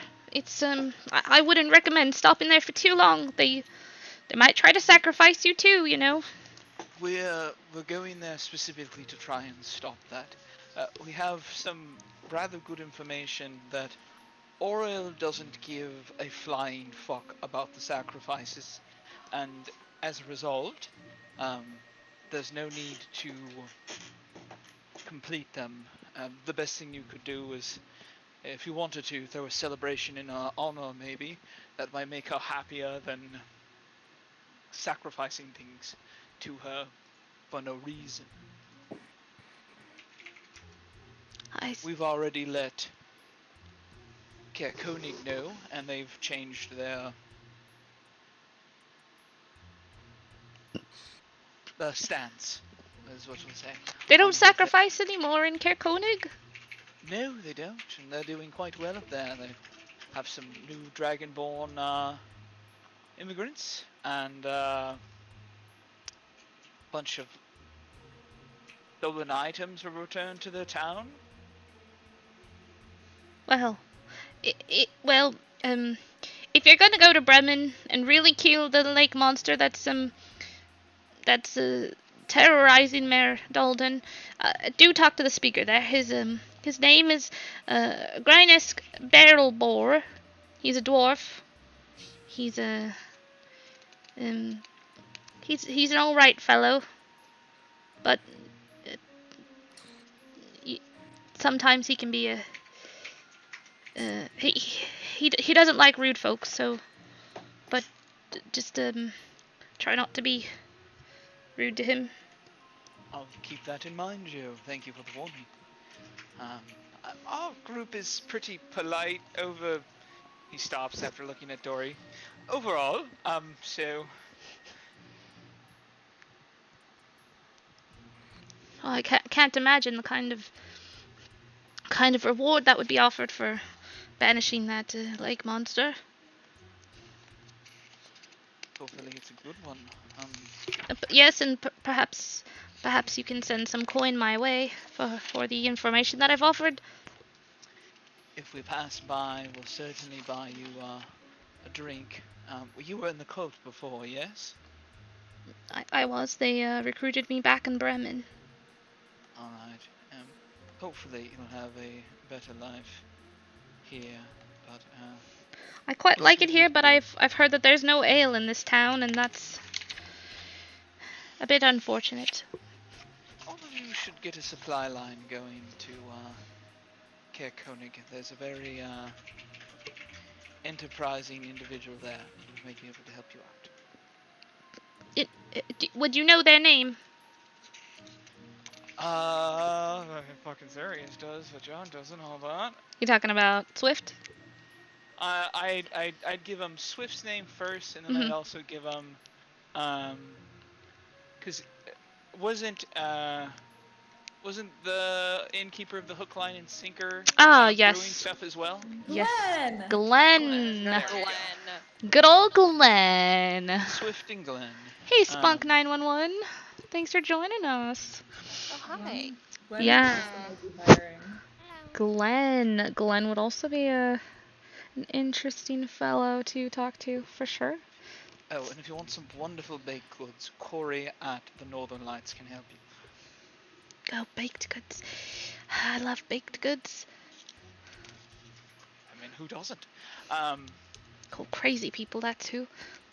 I do want Zarius, I want him to make a point, we can hand wave it or not, up to you, Yeah. to talk to the speaker and tell him, like, I don't know what you're sacrificing, but fucking stop it, please. We already talked to him about that. Oh, we did? Okay, alright. Yeah. Sure. They sacrifice food, yeah. I have no memory of that, so thank you. You're good. As you're talking to Joe and kind of letting him know this information about Caer Koenig and kind of what's going on with things there, what they have to offer, which would be of interest. Milbara, who's still standing on the table, her short dwarven stout self kind of bends down, kind of squats down and wraps her arm around Milbara, or around Joe, sorry, and she kind of like leans in and she said, They've got a tavern, an inn there, a tavern there, a real tavern, not like the one we've got here. You said. A real tavern and a real inn. And they've got baked goods. All of them, I'm sure, would be, as long as supplies are intact, happy to sell to you. You mean as long as our stubborn speaker can set his pride aside, I'll deal with him. And she kind of. That's why we set you up as sub-speaker. She kind of looks over to the speaker. That is right, sub-speaker. I should. She like jumps back up on the table from her crouched down position. Oh, speaker, there's one minor detail you left out. And he looks over at her. What was that? I do believe that I referenced my notes here and I covered every No. You forgot the part where I am the sub-speaker. Isn't that right, Speaker Seaver? He starts kind of like fumbling with his papers at the mention of that. He clearly looks like he had hoped that she would have forgotten. Yes, that is, yes, you're correct. Sorry, silly of me to have forgotten. That is right. Milbara Norbrav is the sub-speaker. He kind of mumbles to Lanithus, and anybody with a passive perception over a 7 or a 10, over 10. Over 10 is going to hear him kind of whisper to Lanithus and say, although I'm not quite sure what a sub-speaker does, but if the title makes her feel better, I guess. Lanithus kind of chuckles. His chuckle is not really hidden well, so you would all see him kind of chuckle. So I'm gonna lean over to Milbar and be like, I'm assuming she heard as well. The sub-speaker gets shit done while the speaker remains a figurehead. Good luck. Oh, I see. Well, I'm definitely the woman to get stuff done. Oh, speaker, I will handle the logistics and relations between the towns. His eyes kind of go wide in shock at this. After all, I am the lead of the militia, so should I not handle intertown relations? He kind of like looks nervously at her, kind of sweating. He wipes his forehead. Yes, very well. Please defer to Milbara on any I guess regional matters. I will handle the more things of a local nature. And she kind of grins. She looks really happy at that. Nods. All right. What would you guys like to do? Part of me is like, oh, this is too real. All the resources and people are there, and it's just incompetent leadership keeping 10 towns from being a good place to Yeah. It's this is a horror survival, so, you know, I gotta put some of the aspects horrors of politics. the horrors of politics, yeah, I mean. Fantastic. Alright, so our new plan is just install competent leadership, connect 10 towns, and hope for the best. I feel like I'm talking a lot. Does anyone want to say anything or do anything? The lake monster. Do we want to go to East Haven first to check out that note since it's closer, or what do you guys want to do? I will say because is Lek Dinasher completely frozen over? It's pretty frozen. There are parts of it that are where the ice is broken, and you can kind of somewhat move through it. But there's I was imagining that the reason that they could not like work on Lek Dinasher anymore was because of the lake monster. Is it because it's frozen over, or is it because of the lake monster? So if you look at this map here, there's like a lot of like frozen ice particles here, and like the boat can only like. Oh, where do you have the updated map? This is on Discord. I've got it in the here. Let me actually. I reposted it in general. Actually, let's take us to this most beautiful map here. I don't think we've gotten to see the beautiful map in stream yet. Lovely. Yeah. Oh my god, we're so tiny. Yes, I added icons. I added lights. So yeah. Yeah, I worked on this a while back. Oh no, bring Sefik back. He's not in Caer coding no more. Oh, oopsie doopsie. Who doesn't care coding? So wait, the monsters probably are in Dukin? Oh. No. It's in Bremen, which is over. Oh, I see. Click on it. Bremen. Bremen's out. Bremen's way over there. Yeah, but our initial plan was to go to East Haven because to stop the human sacrifices going on there. But we went to Caer because that was a town in between the two of them. Yeah. Oh, so we probably should head towards East Haven. I was thinking we could beat the shit out of the lake monster on the way. Right. Can I read something real quick? Yeah. Okay. Dory just wants to ask where.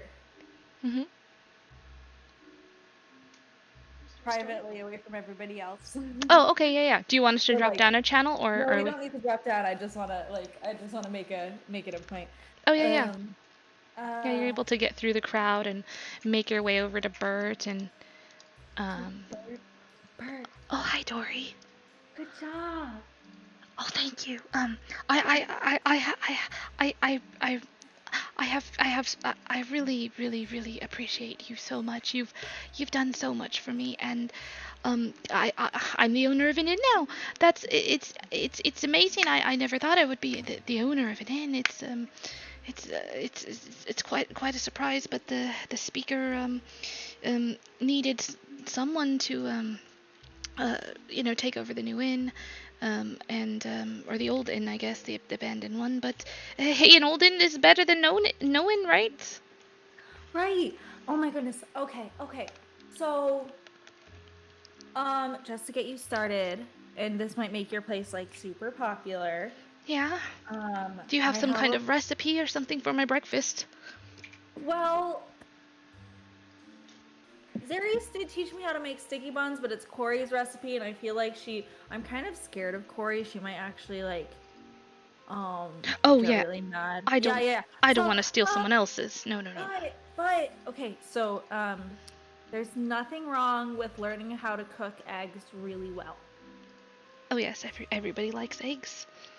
And toast and bacon. But I gave it all to Zarius.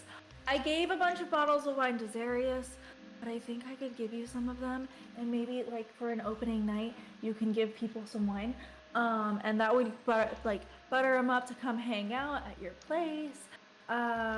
You should learn prestidigitation from Niru because it'll help make food taste really, really good. And that, like, if your recipe is like a little off, you can fix it with the prestidigitation spell. It makes food taste however you want it to. Prestidigitation. Okay, yeah, he pulls out a notebook and he starts writing this down, like. And then you know how I helped you? Yes. I think you can help people the same way I helped you. So you're part of the best friends club now. Yes. Yeah. I have my. He like holds up his hand, showing you his ring. He's like, yeah, I've got my ring right here. Jory matches the ring. Yeah. You can. So if you think anybody needs help, yes. like you needed help, and you think they're really nice, you need to make sure they're really nice first. Oh yes. You need to make sure they're like really, really nice people. Oh, for sure. You could probably help them. You just ask Niru, and she can help them like she helped you. Oh, do you think I should ask Tom and John? They seem like really nice guys, and they are going to be working for me at the inn. You know, yeah, you should ask Tom and John. All right. But if they're like an ex-cultist buddy that you know and they were kind of mean to you, you need to like ask them. You need to make sure that they're like actually gonna be nice to you first and actually be a nice, good person. Because some of the cultists were making fun of you, and I don't like that. So I don't want any mean people in the best friends club. But if you find really nice people who need a little help, you should bring them to the best friends club. He like nods as you say that, and he kind of like leans down closer to you, whispering. He looks a little bit nervous, and he says, Dory, I'm gonna tell you a secret. You won't tell anybody, right? No. And Dory crosses their fingers behind their back. I wasn't really too popular along the other cultists. I didn't really have much or really any friends at all in the group, so I don't think I would ask any of them to be in my best friend club, or our best friend club, I guess you should say. Okay, just make sure they're like really nice people. Yeah. If you think they're like really nice and they need a little bit of help, ask them to be part of the best friends club and see if Niru's okay with it too. Yeah, there's that. There's this one guy. We were tearing up the cloaks together. He seems quite nice. Maybe I should ask him. You can ask. How long have you known him? How much did you talk to him? Well, he told me about the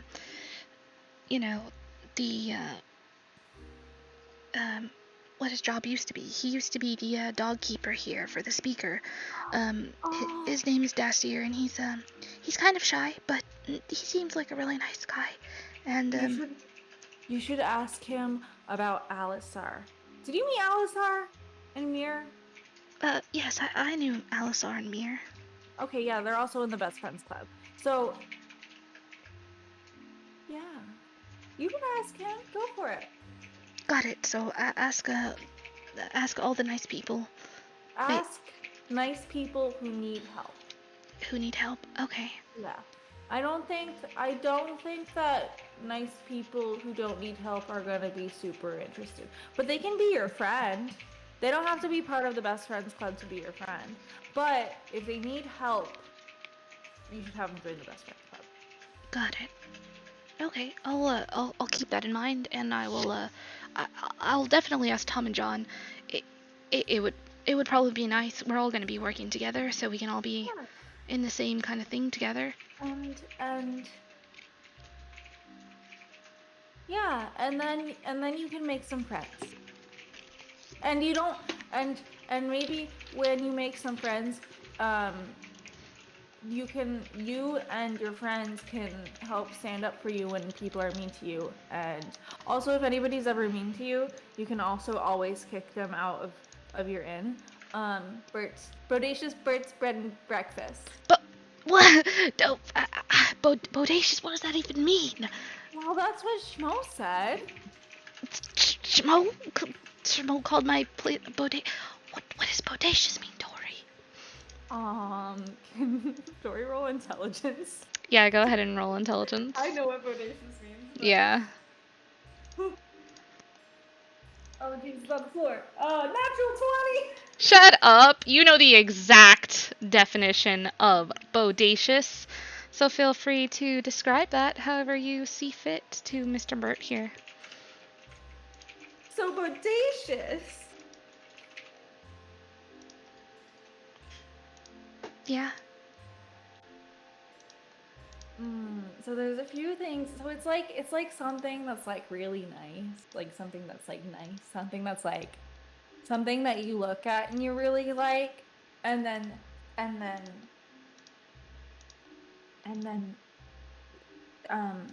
some people say it's like you're really attractive. His And eyes then I kind think- of widen at this. And then I think like schmo specifically means like you're really like you're like very attractive. And like likes the view. Well, wow, I'm kind of speechless at this story. Schmo said all that? Well, Schmo said bodacious, but I think he implied all of that. I think Schmo kind of likes you, but Schmo also seems to like a lot of other people, and always. Oh, I see. Yeah, that makes sense. He's a pretty interesting guy. He's a really interesting guy. Maybe you guys can like, I don't know. Do you like Schmo? I can help set you guys up on a date if you want. He kind of freezes. He has a surprised look on his face, and his face turns like tomato red. He's like, I'm well. He's so busy. He's got a lot going on, and No, you guys he are would definitely leaving make town. time for you. I can set you guys up. Do you want to go on a date with Schmo? His eyes like grow even wider, and he's just like, Have you ever been on a date? one time, but didn't go so well. You know, Who? what this well, she was a nice girl back in the town that I was from in East Haven, but I took her on the boat and she didn't really like it, and then she kind of freaked out when she saw when I caught a fish, and then the boat kind of fell over and it was a disaster. Oh, well, that doesn't sound. I think so. Like Schmo's like a really easygoing guy. He kind of will just kind of like enjoy like any kind of date with any kind of person. So you got. I'm sorry, I can't take myself seriously. You're good. So You like. shouldn't so, take like, yourself no matter- serious. I shouldn't. You're right. You're a fucking So, child now. So like no matter what you do, and even if it gets like a little awkward, I think Shmo's gonna have a really good time, and I think you would have a really good time. You Yeah. should do that tonight because we're gonna like leave soon. Well, aren't you're all leaving out, aren't you? Maybe, but I can ask. Okay. Yeah? Okay, great. Awesome. Cool. You should save one of the bottles of wine for your date with Shmo. Okay. And he just like he looks just nervous, like a normal nervous person would look. Dory holds up their hand, like waiting for a high five. He like gives you a high five, like a slow high five, and smiles Okay. at you like nervously. I'll be right back. And Dory runs over to Shmo. As you say, "I'll be right back," his eyes like widen as like, right now? You're gonna talk to them right now? But you like, Yeah. yeah, that was just the expression he was kind of giving. Oh my god. Schmo's still eating his wrap. He's Schmo. got like food all over his mouth and shit, just like eating the shit out of his Schmo. wrap. What? So you think Bert's bodacious, right? He like spits out some of his work. Well, Right? Yes? Okay, so I told Bert that you think he's bodacious, and he wants to go on a date with What? you. You want to go on a date with him? He tries not to choke. Charlotte's kind of smiling next to him, like, how does it feel? But Oh my god. we're leaving soon, though. What if you go on like a lunch date, like right now? He's like blushing really brightly. So is that a yes? Because if we want to leave soon, you gotta answer fast. Yes? Okay, awesome. Zarius, and Jory turns to Zarius. Yes, Dory, what's up? Remember when I give you a bunch of wine? I do, yes. I want to give it to Bert for the inn, but yeah. Mm-hmm. Go ahead and roll a deception check, you little shit. I say that with. This or not, what I, I've heard what she said, smell or not. Go ahead and roll me a perception check.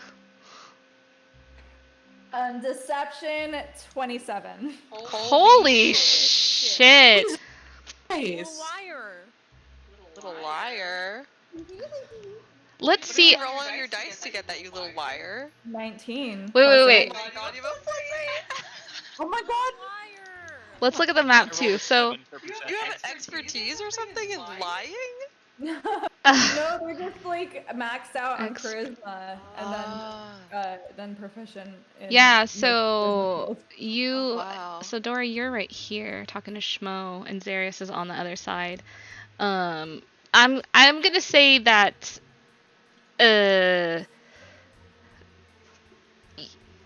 you want to get. It's not entirely a lie. It's only like Yeah. half a lie. You heard bits and pieces, Zarius, and you feel like while there's some truths and some untruths to the statement, you feel like they have good intentions. We'll say that. If you guys are cool with that. Holy shit. Certainly, I suppose we can. Okay. Are we? Can you give it back then, so I can I'll bring it over. Question: are we throwing a party there tonight, or are we leaving now? And I'm looking at the rest of the party. I think we should throw a party tonight. Then are we going to East Haven or Brennan? Well, considering, I don't know. I guess we could go directly to Bremen. It depends on which way we'd like to go. Do we know how long it will be before the next, sacrifice? I believe. So you guys left Caer the night of the full moon, which is when the sacrifices take place. It's probably been at least a week or around a week, would you say? Does that sound right to everybody? Yeah, at least a week. Traveling Yeah. in the 2 days in the town. Yeah. Yeah. Yeah, we're quick. So it's another at least three and a half weeks until Yeah, full moon, another basically. 3 weeks until the next full moon. Okay. Well, I suppose we have time as long as we get back there before then. I don't want them to. I don't want another innocent life to be lost. Yes, and killing You know someone for no there. reason. You know they're keeping a wizard there. It just... Yep, you also know that as well. They are keeping... Wouldn't the wizard have been sacrificed if he was captured last month? No. No, he wasn't he was... he was... Let me see. learned It was separate, I believe, As soon from as the... as soon as we arrived in Caer Dinev, we Learned were about him. talking to the people at the tavern, and we asked them, like, for rumors. There was the lake monster, the white moose in the forest, and then in East Haven they caught an evil wizard and planned to burn him at the stake at the next full moon. So that was after the Yeah, sacrifice. that The was first after, one. yeah. That's going to be. And it was what going to happens be, during the it's next going one. to be a public execution. Which is gonna, they're basically like, they're like, well, instead of sacrificing a rando individual, we're gonna sacrifice this evil wizard. Yep. That just feels wrong to me. I don't think that magic is something that's very common in 10 towns. It could be that just whatever has happened is pinned on him because he has magic. I could see that happening too.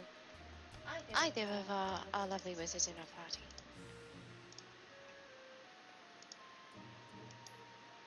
That is fair.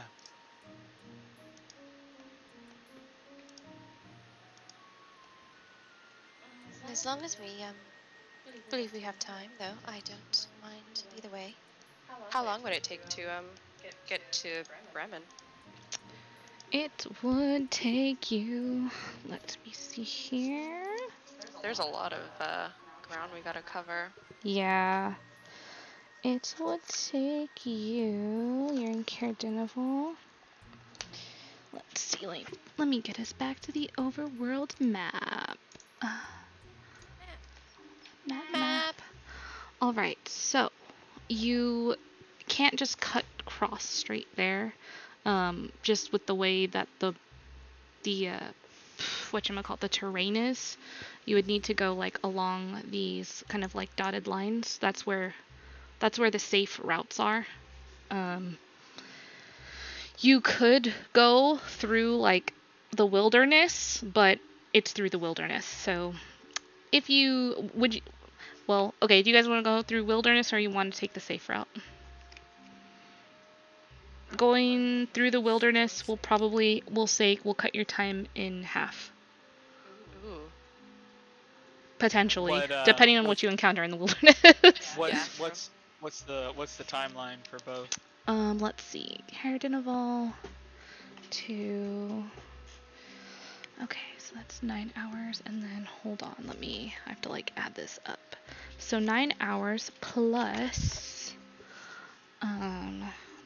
This is assuming nothing goes wrong. Yes, 9 hours. This is gonna be the safe way. This is a safe way, assuming 9 hours plus 7.5 hours.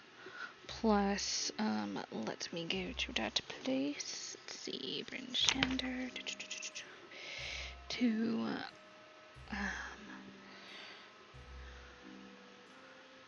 Bryn Shander to Tark. So it doesn't have that. Oh, this is the wrong one. Give me just a second. Bryn Shander to there, that's 6 plus 6 hours. And then from there, Targos. Sorry, I don't, I have to look at each different towns, and then it gives me kind of a little breakdown.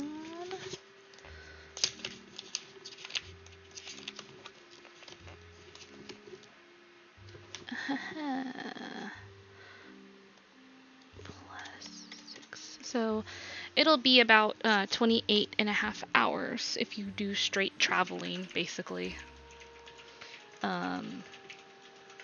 That's through the safe route if you just are able to travel uninterrupted.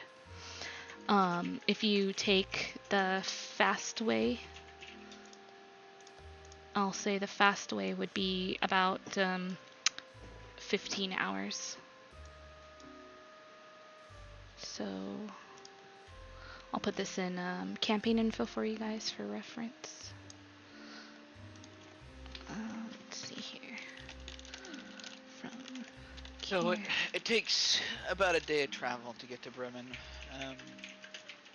Assuming we don't get completely sidetracked by the Eastway, Bryn Shander, Targos, or anything else we learn. That means we could make it. That. We can go to the wilderness. 28.5. We can make it back to East Haven. We have 3 weeks for East Haven. There we go. So,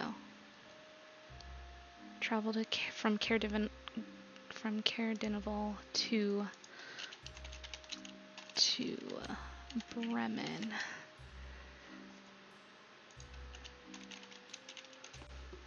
There we go. There we go.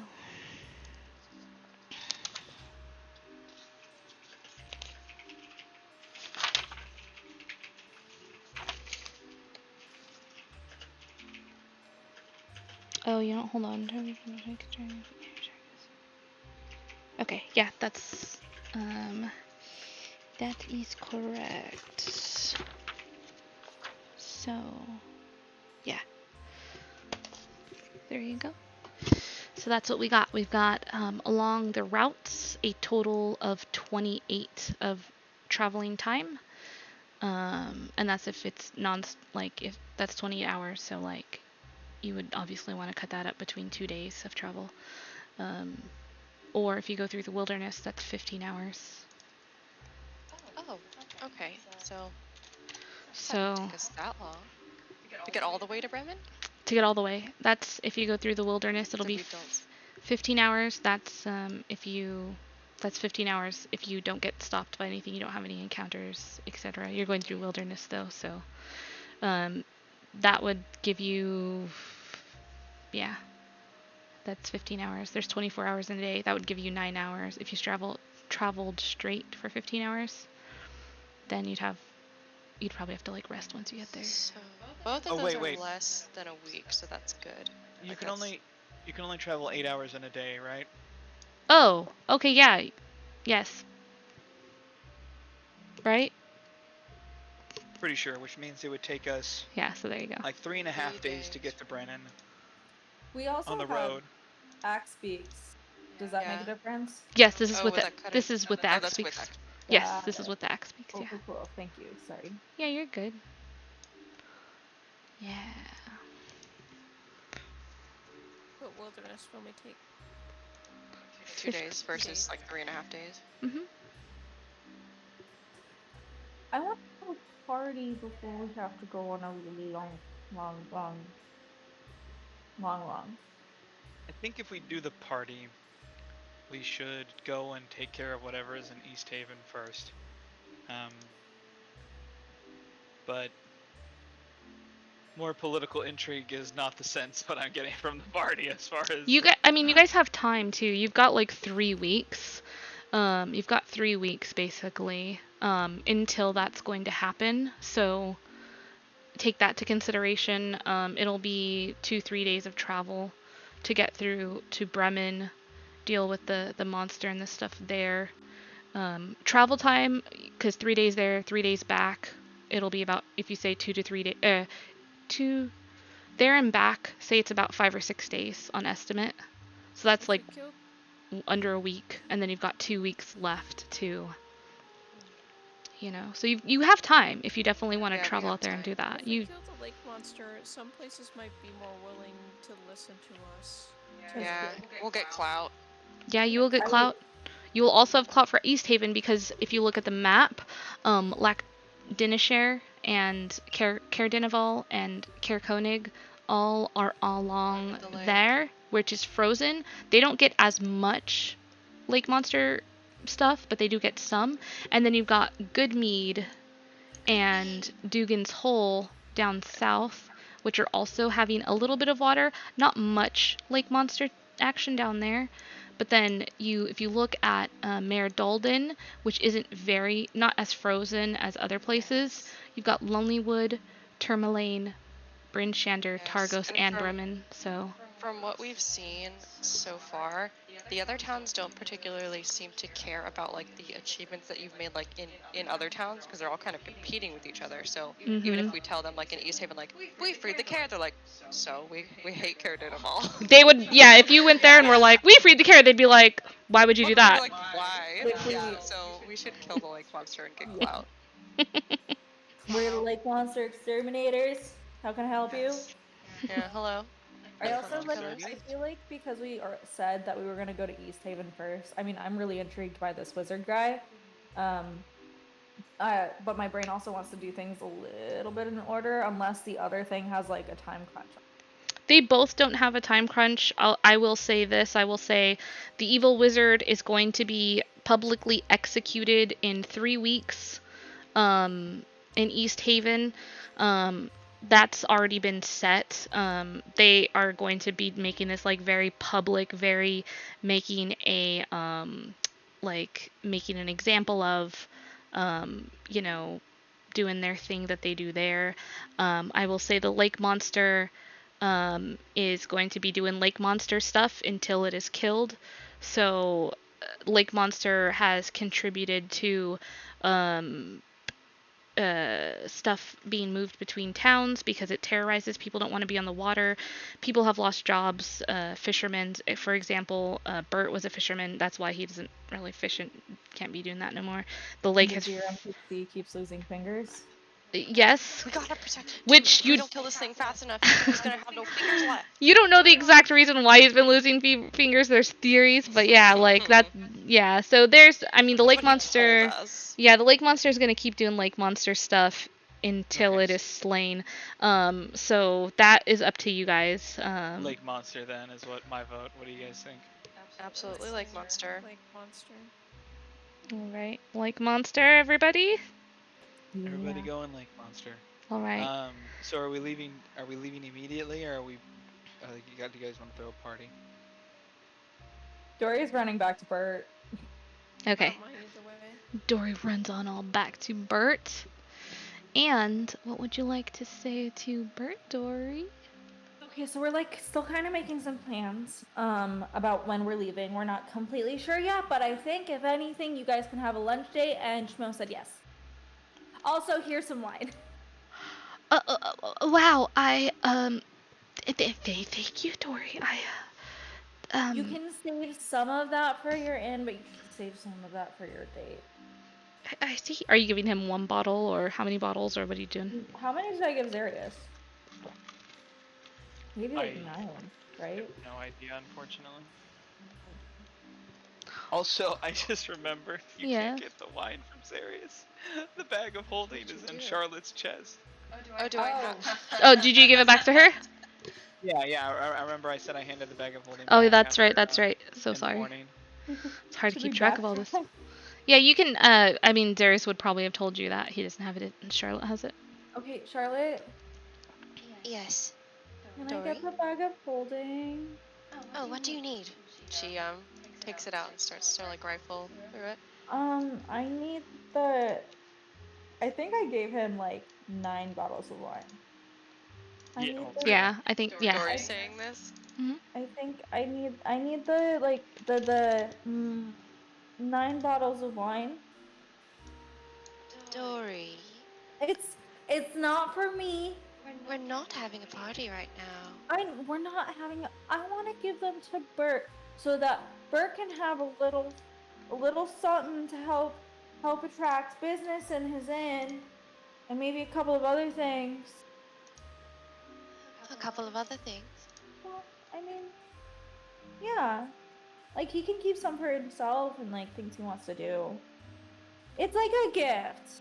He's part of the best friends club. It's not for me. All right. Well, then, do you mind if I go with you to exchange? Okay, let's go. All right. Yeah, She's you. not gonna just hand you 9 bottles, but she'll go with you to give them to Bert. You you go over to Bert, and he sees you guys kind of approaching. Hello, Mrs. Charlotte and Dory. Oh, it's just Miss. But here you are for the bottle of wine. She gives like Dory kind of a quizzical look as she's handing them over. Well, wow. Great for the inn and for whatever Dory like wings, whatever else you I see. wanted to do with it. Well, I really appreciate it. Also, You all are so kind. You've done so much for this town here. And I trust that you will do a lot more for it in our absence. I'm very excited for you. Oh yes, I'm going to do my very best. This is such an exciting thing to be able to be the owner of an inn. I never in my wildest dreams did I ever think I would also, yeah. oh, remember when I was talking about prestidigitation? It Yes. makes cleaning so much easier. Oh, cleaning Oh too. my god. Yes. He pulls out his notebook and he writes down Yeah. that as well. Also, you're good to go, and maybe you should go have a little chat. Okay. Dory grins. Have a little chat. All right. I will be sure to do that. Thank you, Dory. Okay, don't check it out. No, not me. I would never. Okay. He takes Oh no, because you're in the best friends club. If you do. Yes, I know. Okay. Um, That's all. And Dory skips away. he goes to Bert kind of goes over and approaches Oh wait, Bert's gonna take. I mean, Charlotte's gonna take Bert's hand for a second and just lean really close and say, "Do not break his heart," and then she's gonna go. his eyes like open widely as you say this. He like unable to get any words out before you take your leave and It's very quick. yeah. You're worried about Bert breaking Schmo's heart? Right. I was gonna say. I think your concerns are a little misplaced, but it's all right. So, with that, Bert heads over to Schmo and kind of taps you on the shoulder, Schmo. He just like looks to Bert, but then he like blushes and like Bert's never seen him like this flustered. Oh, Are you still eating your sandwiches or are they gone now?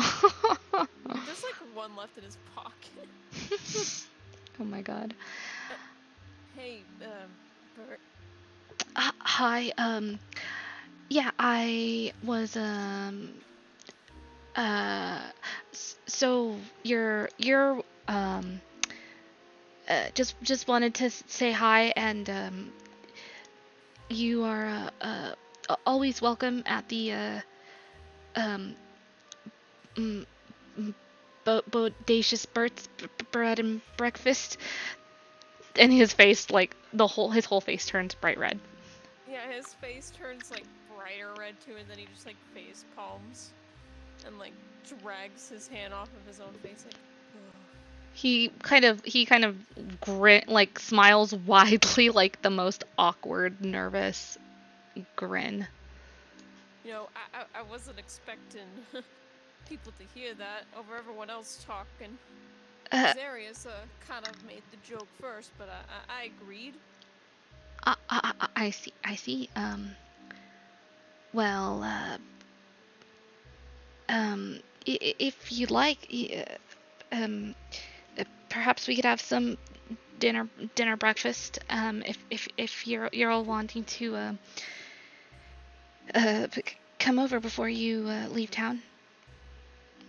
Or whenever. If you can't do it tonight, we could always, you could, like I said, my door is always open if you ever need a place to bed or breakfast. Well, kind of just like looks over at everyone else, like kind of like what were our plans?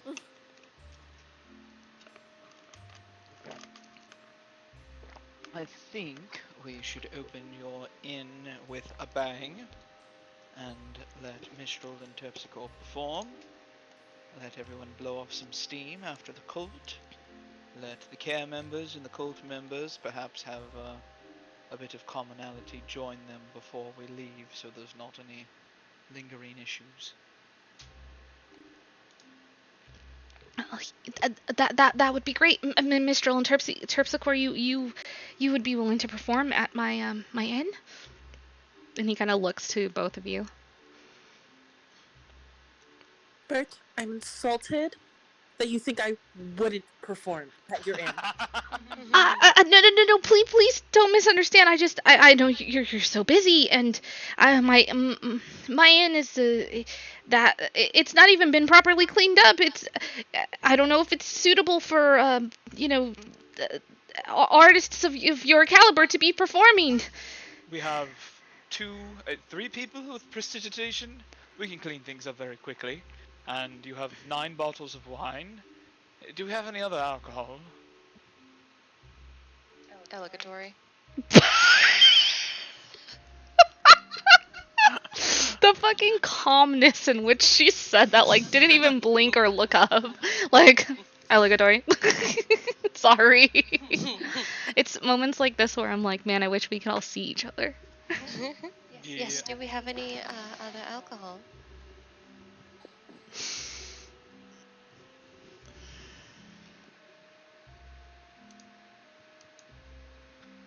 Crickets. Staring contest. Hal, are you here?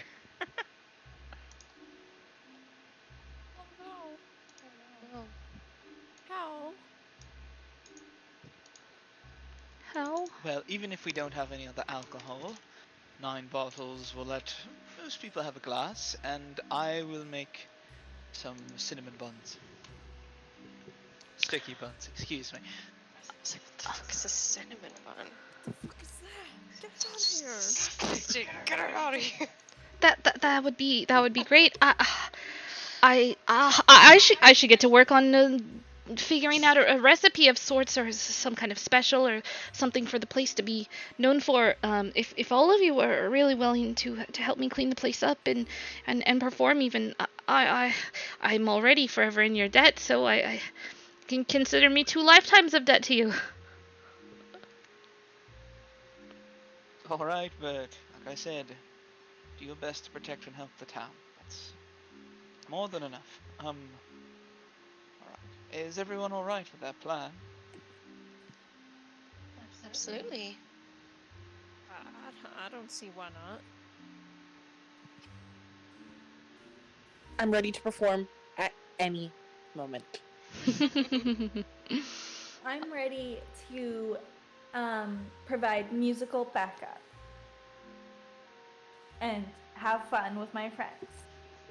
I'll make sticky buns and whatever else I can conjure up. Well, that would be greatly appreciated. You all are really great folks. Not sure where you all came from, but wherever it is, you're all really wonderful. Thank you, Bert. It means a lot that I actually get to help people sometimes. It's nice. I agree. Yes, doesn't really matter where we're from. All that matters is that we're here. Yeah. For sure. Well, I suppose I should get to the inn. I'll see you there and be gathering up Tom and John so they can help too. They seem quite excited. Oh yes, I'm sure you'll be very busy. Oh yes, one moment, and I'm just gonna make a giant noise on the bagpipes. Like, there's a party at Bert's tonight. Be there, or I'll be disappointed in you, I guess. Wow. There's alcohol. That will get them. You start hearing just like people just chattering, and you've caused quite the stir with the promises of alcohol. No. Charlotte knows. You can get drunk. All right. Did we have any other alcohol? Miss Dory? Did you ever hear Charlotte's question? Is Hal here? Mr. Dory says that there are 1.5 bottles of liquor, I think, still, and then there was like 12 bottles of wine initially. Barry gave Darius 8 and then drank 1. So there's 2 more bottles of wine and then 1.5 of liquor. So yes. Are we willing to give those up to the party, or are we gonna keep them? We're gonna hold on to them just in case the party doesn't need them. All right. So you guys gave 9 bottles to Bert, though? Yes. All right. All right. So Bert has head over to the inn. And whatchamacallit. Bert has head over to the inn, and he said he will meet you guys there. What I'm going to do is we're going to kind of theater of the mind this inn and party situation. If that's all right with you guys, we're gonna like I'll have us in the inn and whatnot. Yeah. And I'm very glad that you don't have a battle map for this inn, so I'm good with that. We can make one. I'm just kidding. Yeah. My date. Oh. God, poor show. It's ruined. No, it's not. You can show off how strong you are. Oh Oh shit, my you're god. right.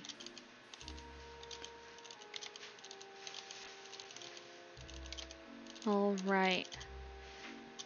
To the inn we go. To the inn. And let's see. What I'm going to do is do this. Sorry, give me just a moment. I am doing some stuff on the back end.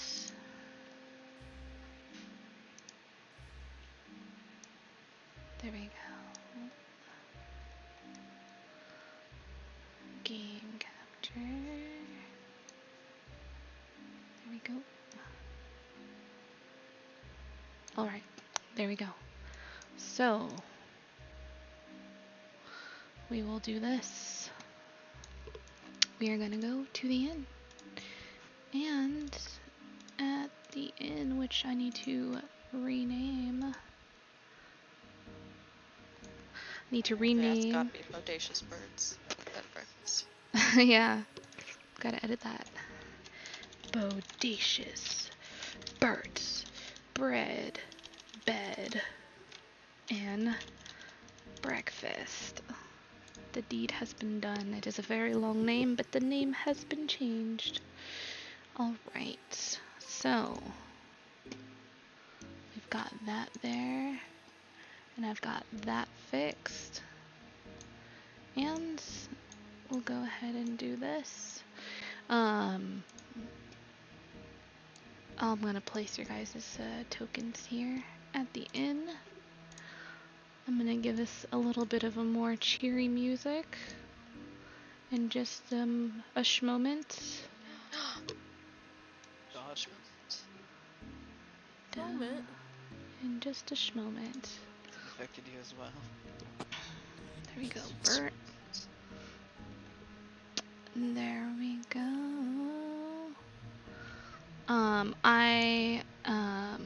Tom and John are there as well. Their tokens are coming soon.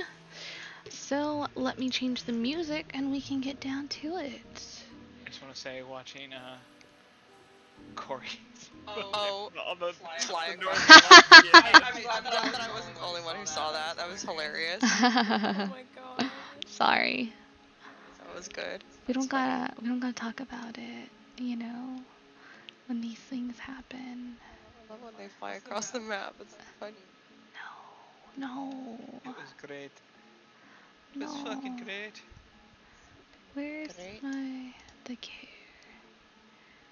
Sorry, I'm trying to turn the music off for Dinev's rest. Okay.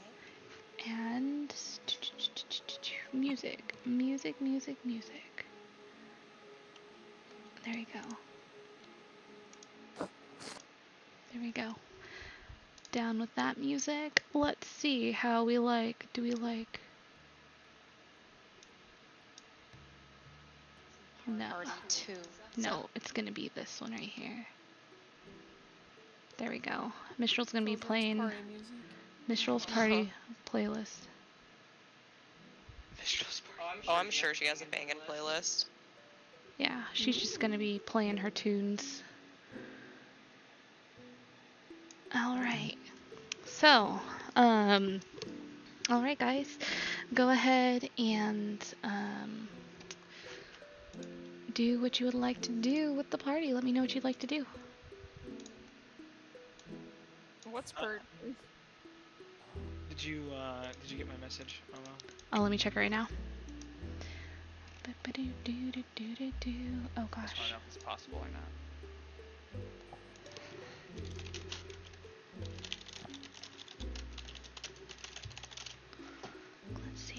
Let's see.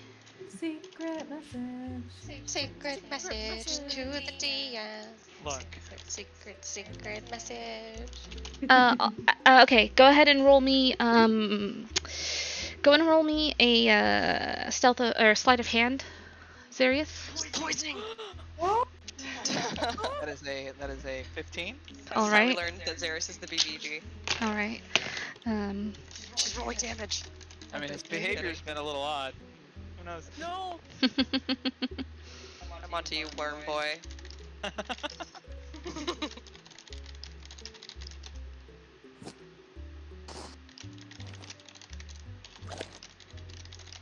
Oh my god, he's gonna kill Bert. What the fuck? Don't hurt mine. Don't hurt Bert. Don't hurt Bert. You're gonna kill Schmo's date and Dory's newest best friend at the same time. Oh my No, god. I should have expected this. Go Because ahead. every time someone goes on a date. Go ahead and roll me. Go ahead and roll me a performance check as well. I'm using my DM inspiration for this because I rolled a natural 1 for that. Oh Ooh, Lord sir. giveth and the Lord taketh away, and that is an 18 total. An 18 Damn, total. okay. All right. Yeah. So, you are able to make very, very tasty and snacks and pastries for the party. With an 18, go wild, King. Okay. Oh no, I'm scared. Huh? Are we getting edibles tonight? Is that what's We're getting the turn. Where did you get wizard weed at, huh? Wizard weed? That's what the evil wizard was caught for in the other town. Oh, Oh. he was charged with possession. Okay, I know there's limited supplies, so he's probably like trying to bake some fresh bread. Then he's Mhm. gonna put small cuts of fish on the bread. He'll probably try and saute some of the fish by itself as like small bites of it. If he can get, I don't know if we have any crag cat meat or anything like that, but if he does have that, he's probably gonna make like pot stickers and some simple. Oh my god, you're making me so hungry. Stop. It's such good food Zarius? that we can't resist Sure. the poison inside. Dude, it's fine. I have poison resistance. Thanks for finally letting me use my poison resistance. But yeah, he's just making a bunch of like finger food snacks for the party. Gotcha. Xeris is a party animal. Honestly, they just did so much partying back there in Vidalcan land. You'll Darius never is believe gonna it. earn the chef sheet just by. Oh, yes.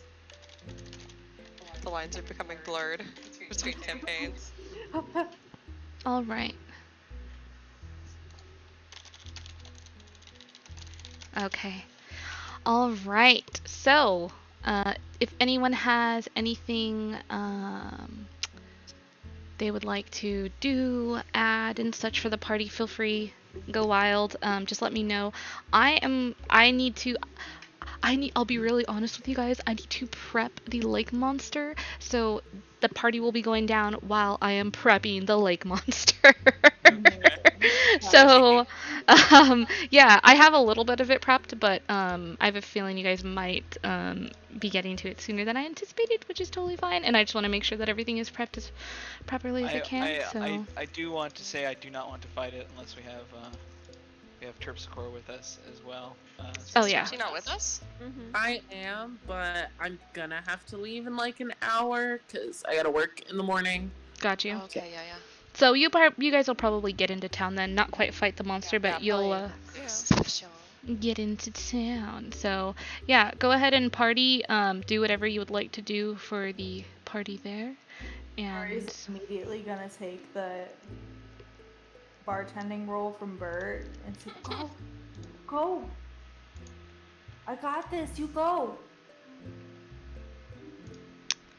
Gosh, sorry, the music is getting wonky because of my maps.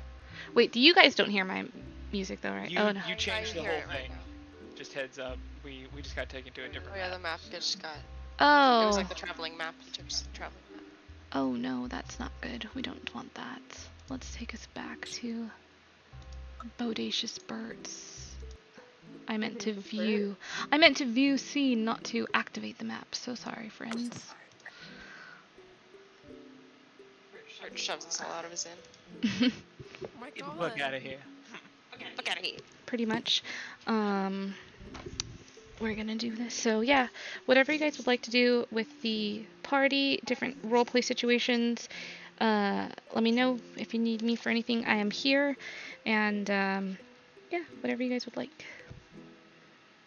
Yeah. Mistral's playing her music, and there's people here, kind of, well, not yet, but this is kind of like set up, and once you guys are ready to get the party started, let me know.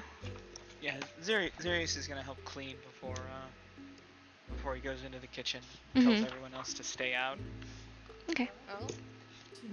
Jeez. As soon as Mistral starts playing music, Terpsy's dancing. All right. Dory It's just stole really the bar. sheepish. Dory stole the bartending role from Bert. All right. So Bert is. Are you sure, Dory? I can. You're. Go have your date. Well. Okay. I'll. Thank you, Dory. I got it. You just come back whenever you guys are finished. Or until I find somebody else who can do this because I want to go dance. Okay. Bert heads over to you, Schmo. He And- just like nervously smiles at him. Aw, thank you, Gamer Guy 71.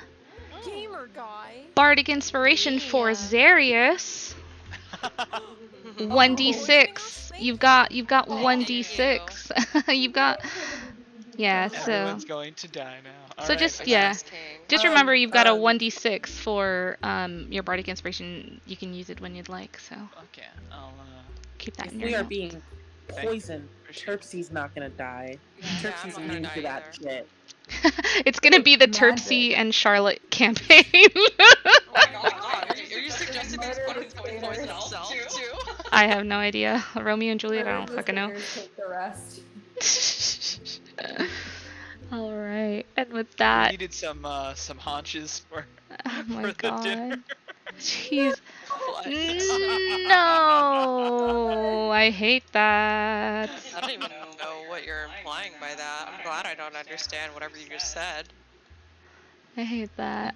Darius is trying to serve lamb for dinner. Sir, alright. Well, Okay. well, with that, Bert heads over to you, Schmo, and hi, Schmo. Thanks so much for all of your help and everything. He hands a glass towards you. Oh, you don't need to go thanking me. It was a group effort. Do you want to sit down somewhere? Oh, sure. He kind of like follows wherever you're gonna take him to go sit down. Yeah, I guess like over here, probably. All right. Cool. Goes Kosher. and sits down at the table with you. The table has like cards all over it, has some dice on it, some papers. It's yeah. Okay, he's just gonna like chill there.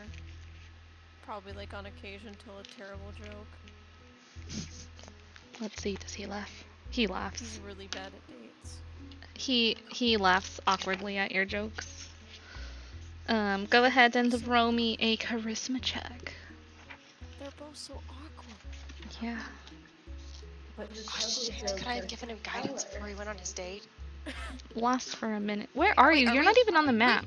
What are you doing, Charlotte? I'm literally right here. I'm on my screen. Oh, There's two of you you. were under Terpsy. Oh, Terpsy. Terpsy was dancing all over you. Wait, hold on. Before Schmo could have gone on his date, could I have? Because we're not leaving tonight, are we? I don't think you are, no. Could I have given him, I want to cast Enhance Ability on him. Well, I'll say, like, before this, she was, like, kind of fixing his hair and, like, making sure he's ready for his little date. And she's gonna cast Enhance Ability on him and give him Eagle Splendor so he has advantage on charisma checks. Alright. Oh my god. There you go. Roll me that charisma check. Oh, that's a 19. Alright. So yeah, he finds your jokes really funny. He's kind of sitting across the table at you. He's got his like elbows on the table and he's kind of like hanging on to every word that you say.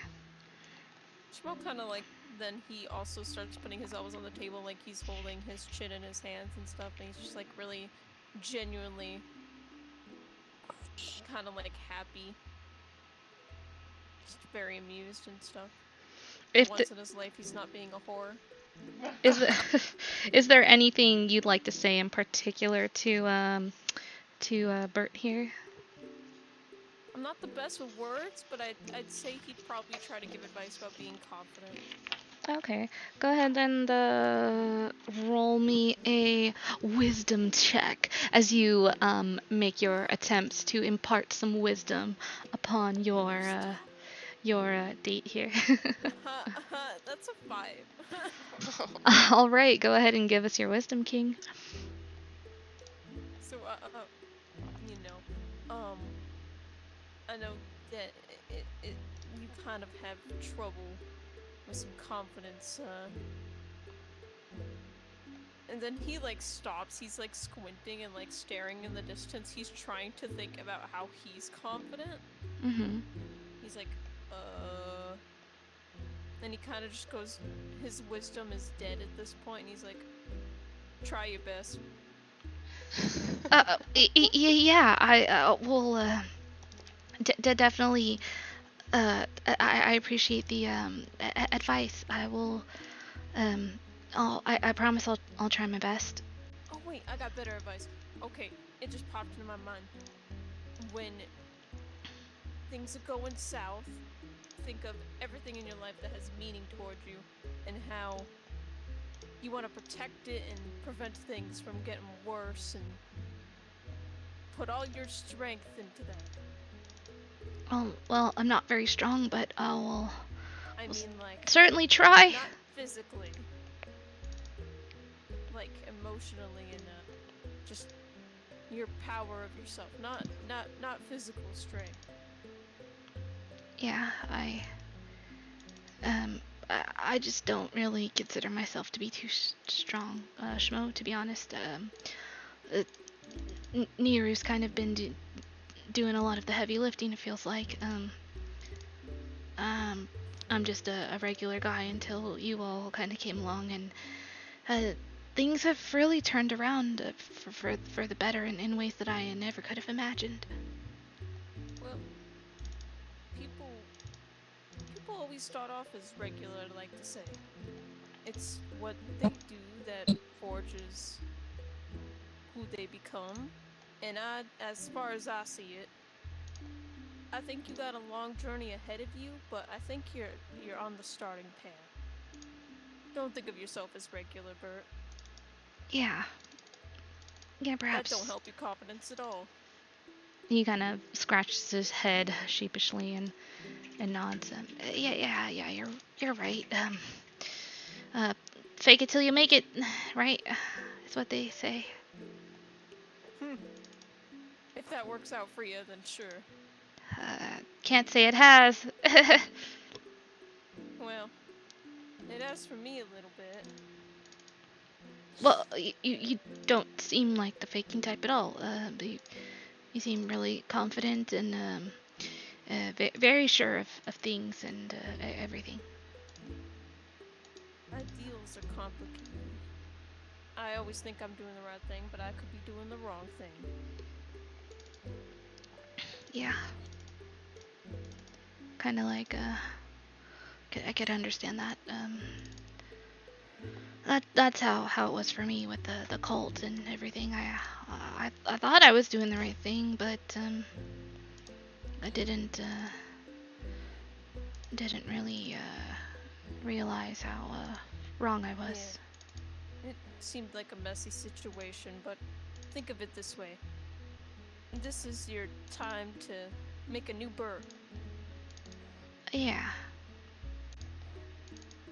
Wake up every morning and say, I'm Bert and I now own this bed and breakfast and I'm gonna do really good at it and I'm also gonna protect the town at the same time. It's a I'm the man for the job. It's a lot to take on, but I'm certainly gonna try my best. He just like smiles at you. He's genuinely trying his best to give advice, but he's not good with his words. You're good. I really appreciate your inspiration, Schmo. I'd certainly try. Yeah, I'm really glad that I've had your guys' help, and also Tom and John. They seem both like really nice guys, and Desir back at the Caer, he's a pretty nice guy too. He used to take care of the speaker's dog, so he'll probably be doing that again, though. I didn't see any dogs while I was there, so don't know what he'll be doing. Looks really confused at that. Yeah, I don't know what he'll be doing now. If there's no dogs. Take care of their dog? Yeah, like I guess the speaker had dogs, multiple dogs, but they're I don't know. I don't know. I was maybe thinking about asking him if he wanted to maybe work here at the inn. Seeing as if there's no dogs to take care of, then maybe he'd be out of a job. Well, your heart's in the right place. I don't think it'd be a bad suggestion to offer. Yeah. And probably hire people that I trust and all that, so. Yes, you always want to trust whoever you're going to hire. Or at least when you first meet them, you have good feelings about them, you know? Good gut feelings. And he, like, pats his fist on, like, his, like, between, like, his chest and stomach. Yeah. Yeah. That's for certain. Oh, well,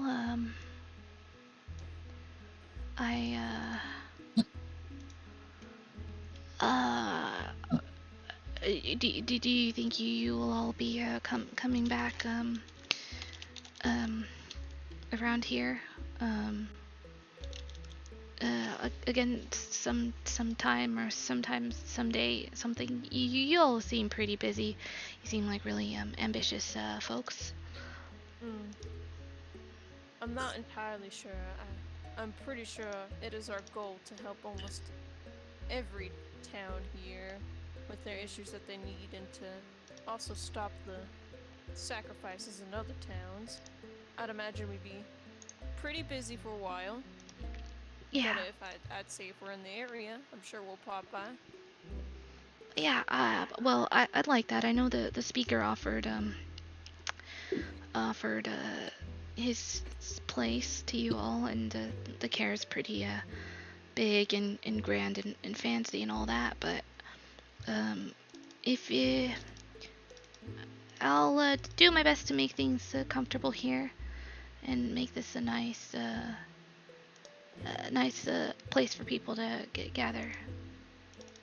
Schmo kind of like he's had his like hands in his chins, not hands in his chin, and he kind of like with one hand just like leans his cheek into like the other one. He's like, honestly, I'd rather visit here than that stuffy old Caer.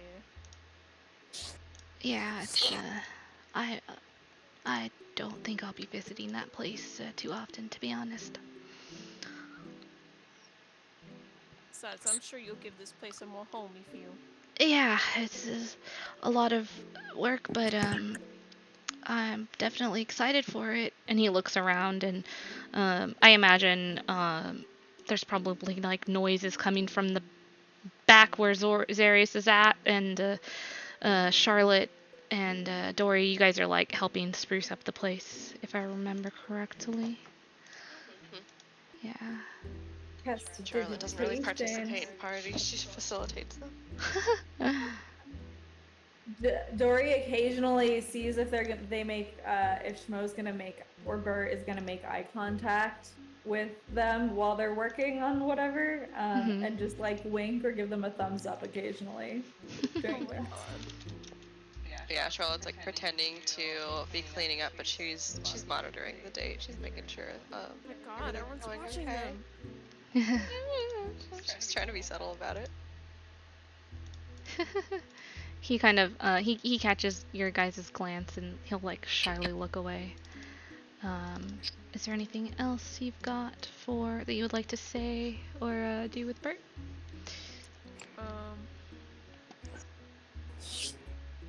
Well, I just want to make sure that it is gonna be a while till you see us, that you don't forget this pretty face. And he like does a little pose. As you say that, his face turns like a deep crimson, and he kind of laughs nervously. And I couldn't forget your face, Schmo. Well, I've never seen anybody like you, and you've got quite the looks. You're quite handsome. He like can't help but like let out a little chuckle, but his cheeks are like dusted. He's like, well, I never meet anyone as quite as cute as you, Bert. I'm all right. I guess I'm all right. Pretty. Don't say you're all right. Pretty regular looking though, you know. Not nothing really Pretty special. Cute. He kind of like friggin' like he's trying to like drink some of his drink and like nervously spits out some of it. And I guess maybe. Shmo's like laughing at this point, and he just kind of he's like I was like, well, I don't know if you're the type of person to want to have a magical night, but my offer's there before we leave. Oh, well, Dory said I should most definitely learn prestidigitation. Do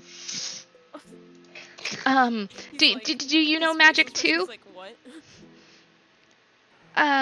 Well, you said you wanted to maybe do something with magic together, and Dory was recommending me some spells and such that recommended prestidigitation to me. I'd hate to be a downer. Or maybe I'm just not good with words. That's not what I meant. I meant like he does like the thing with a circle and then puts his finger Ah! Stop. His eyes grow wide at that. I see. Forgive me for misunderstanding. Yeah, uh, uh, and he like kind of points at you and points at him, and points like upstairs, and he's kind of like he looks like he's just like as if he's asking you because he's just like wanting to like be sure. He's just like, are you saying like you and me right now? It's kind of what he's gesturing at. You're able to pick that up. He looks um he's just like, wow, oh fuck, sorry, shit, sorry. Activating the wrong maps, the wrong time. I'm so sorry. Get you back to the Session ended. No. Did not mean to do that. I'm so very sorry. Yeah, so are you he kind of motions gestures to that, like he's like trying to confirm like you, me, like right now, right up there. Is that He what just like puts a hand over his own mouth and he's like chuckling, Mhm. but he's like blushing brightly. Mhm. And he just kind of like shrugs his shoulders and motions to you. It's kind of more like, are you okay with this? And he's like pointing his thumb upstairs. He let's see. He nods he nods at you and kind of starts standing up, and he's kind of like watching to see like if you're going to stand up too. Like he's standing up slowly and he's just kind of like watching you. He gets up and he like holds out his hand to like take his. He takes your hand and he's like knees weak, palms sweaty. By the way, did we see the fucking hand gesture that Shmo made? Roll me a perception check. Alright. I would also like to roll a perception check. Go for it. Oh. Everybody in the room can roll a perception check. Or if your passive perception is over 13. 18 plus. Okay. I definitely see this shit. 18 plus 5, 23. Yeah, you definitely saw it. Dory, what you got? Please be low. If your passive perception was over 13, you did also see it. Oh yeah, 15. I saw that shit. 15 check. You saw it, Terpsy? Let's roll for Mistral, why not? 18! You also saw it? I'm sorry you're not there, Zarius. Oh no! Dory cocks their head towards Everybody. the door and then repeats the hand motion. Everybody in the room just saw your hand motions, Shmo. And I'm gonna say that hand motion probably caught all your attention, so you would have seen all the following hand motions and communications, silent communications, which followed. Oh my. Charlotte has both of her hands over her mouth. Percy goes over to Charlotte. He's like, Charlotte, what is Schmo doing? What? He's on a date. Yes, Dory he's jumps on a down date. from the car and comes over and is what does that mean? And Dory does the hand motion again. My dear, that means that they would like to go to a secluded location. Yes, a secluded location. Because you see, and she's going to make a hole with her hand, and say, this symbolizes a door. Yes, and this, and she puts her finger out, symbolizes them, and they are going into. And she cannot make the gesture. She like turning his like head a little bit before he goes upstairs, and he like sees Charlotte doing half of that, and he's like, you see, yeah, like behind you, like Charlotte. Even though you can't see her, you can see the steam coming out of her ears. Oh my he's god. really embarrassed. He just ushers freaking Bert upstairs quicker. Jesus. As Charlotte's explaining it, Dory's head leans further and further to the side and is like, okay, so like if I wanna talk to someone privately, I should just do this. I would just, yeah, I mean, you could just use your words, Dory. I think they would, maybe embarrassed. Why? I mean, if it's, like, what if you have to be like super quiet? Like, what if we're sneaking around and I need to? She just takes in a breath, even though she doesn't need to. Like holds it. Alright, Bert and Schmo head upstairs unless there's anything else anyone would like to do with those two. Or unless they have anything else they want to do. Bert's just gonna follow you silently. He's oblivious to the fact that all of you have been watching it this whole time. You'd probably have a panic attack. He probably would. Sweet baby boy. Oh, Bert. Alright. Bodacious little Bert. Bodacious little Bert. I hope he has a fucking great time in his funky little inn. Oh my gosh. Yeah, so, yeah. They head upstairs, and they head upstairs, and that is that, and, there you They go. head to Pogtopia. They do. They head to Pogtopia. They show each other their Yu-Gi-Oh card collections. That's Yeah. it. Yeah, that's what they're doing up there. I have Blue Eyes White Dragon. There you go. And with that, I believe, Zarius is probably done cooking snacks and all that. Has the party started? The party has started. People start kind of flowing in. The tavern starts to kind of liven up. And yeah, you guys got this party started. Okay. He'll bring out all the snacks, and he'll bring out a bunch of sticky buns, and he'll put a little sign in front that says Corey's Confections, Mhm. and the location of the Northern Lights. A little plug. Nice. Put a little a tip jar next to the sticky bun. Awesome. There's one other thing.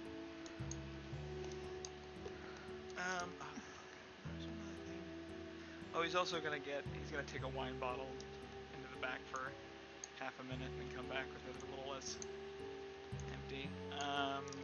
Something he wanted to talk to Dory about. What was it? Can't remember. He just yells that Mistral and Terpsichore are doing a really good job from the bar. Mistral's kind of changed the tune. She's like playing something else a little more now. She like sees you kind of you're like hanging out the door, I'm imagining. Yeah. She sees you, and like as she saw you hang out the door initially a little bit early, she starts changing the tune of the music. And Everyone looks like they're having a good time at this point, right? yeah, there's I'm not gonna drag all the tokens on here, but there's the inn is filling up. I imagine Dory, you're kind of manning the bar as you said you would earlier, and Yeah, until Bert gets back downstairs. yeah, yeah, and people are leaving tips and happy with the sticky buns. People are kind of in awe at the music and the dancing. Terpsy, go ahead and roll me a performance check. Of course.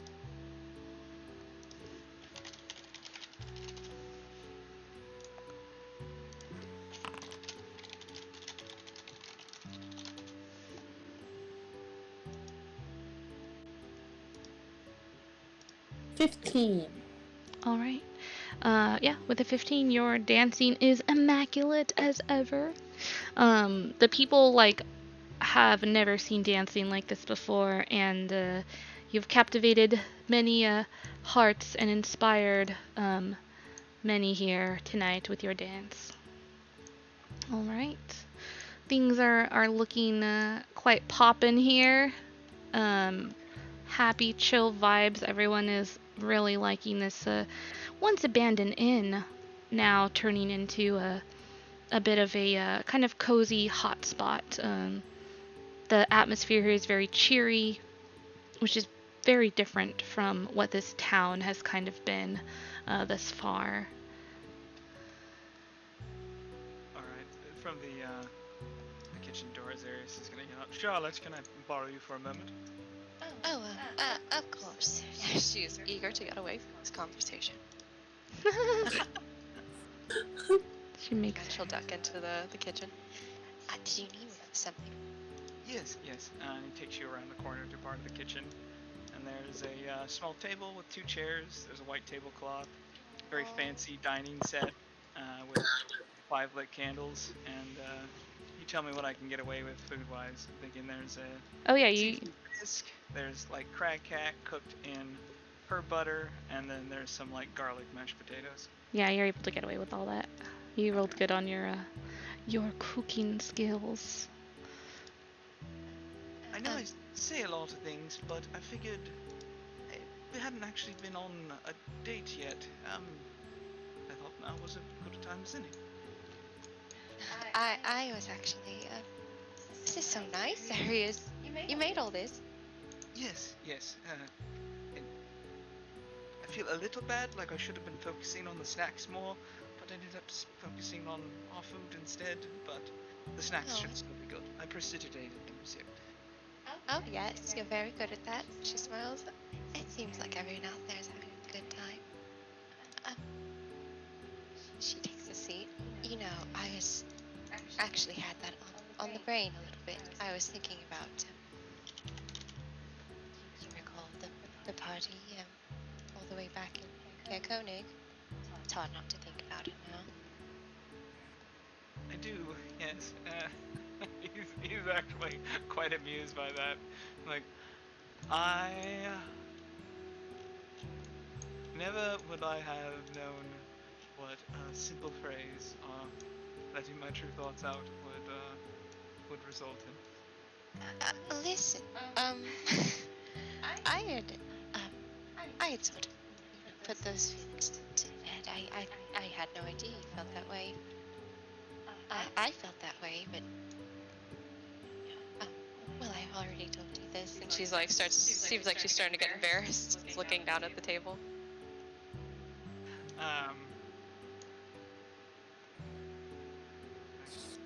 Now this is fantastic. No one else gets to be embarrassed on it except for me. I like it quite a bit. He's lit the candles, and is he probably goes and puts like a piton into the kitchen door. Yeah, I was gonna say, how do we stop people from coming in here, please? Oh my gosh. I just wanted to have a nice evening with you. Everyone else can have their party, but yeah, I just wanted a nice evening.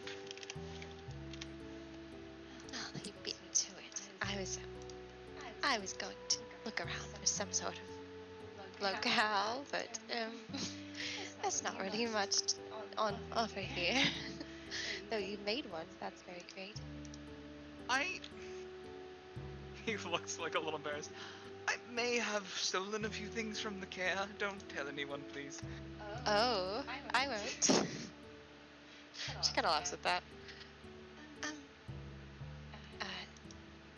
She is gonna take some of the food and like try to eat it. She doesn't eat much because she's the warforged. She doesn't really need to. But when she does, she looks like she enjoys it. Fantastic. That is what he's hoping for. Let's, Cephix. In the cistern, when he recalled his memories, or at least that's what I thought was happening. It had me a bit worried. Do you think that if or when I recover my memories, that I'll change? I don't think I have an answer for that. Here is what I do know. The person that you are now is wonderful, and the strength of will that you have shown thus far is unstoppable. As a result, even if you were someone different, I think who you are now will prevail. But to be perfectly honest with you, I think were the same person and you've simply forgotten part of your past. It's not as if you've sprung out of nowhere, yes? So... Oh, yes, what I have remembered contradicts that quite a bit. It seemed I lived a very full life before all of this. Looks down at her hands on the table, looks at her ring. I'm sure that it will change you in unexpected ways, but that being said, I think it is better to know your past and be able to move forward than to leave it to the unknown. Yes, and I suppose there's no running from it. It seems to be coming to me. I suppose my real question is, when we find out if, will you still, He just puts like a finger to your mouth. Just, of course. It's a silly question. I didn't even finish my question. Will you still love me? She like kind of blurts it out. I cannot imagine any scenario where I don't. He gives you a quick kiss and then goes back sits back down. Well, good. That's good. And her face is all red. I can't imagine feeling that way either about you, Aries. We're going to figure this thing out with what's in your head. I won't let it consume me. I know that we made a promise, but I'm going to work every day to try and find a way to get rid of that thing and give you peace of mind. Suddenly feel very warm all over. Is this normal? Oh, maybe. Are you ill? And she like very deliberately reaches over and puts a hand on your forehead. Like she knows it's normal.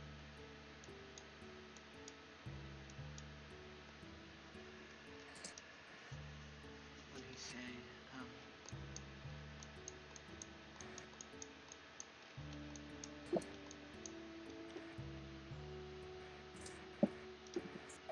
I am hopeful that with our little party and our growing love, we will actually figure it out. She sighs a little bit. I think everyone knows at this point. I don't know what to do about that. It at least feels like that. Well, yes, I was not exactly discreet when I saw you in distress. I am a little worried about that. I thought I had myself under better control than that. I've been acting rather oddly the last 2 days, haven't I? A little bit.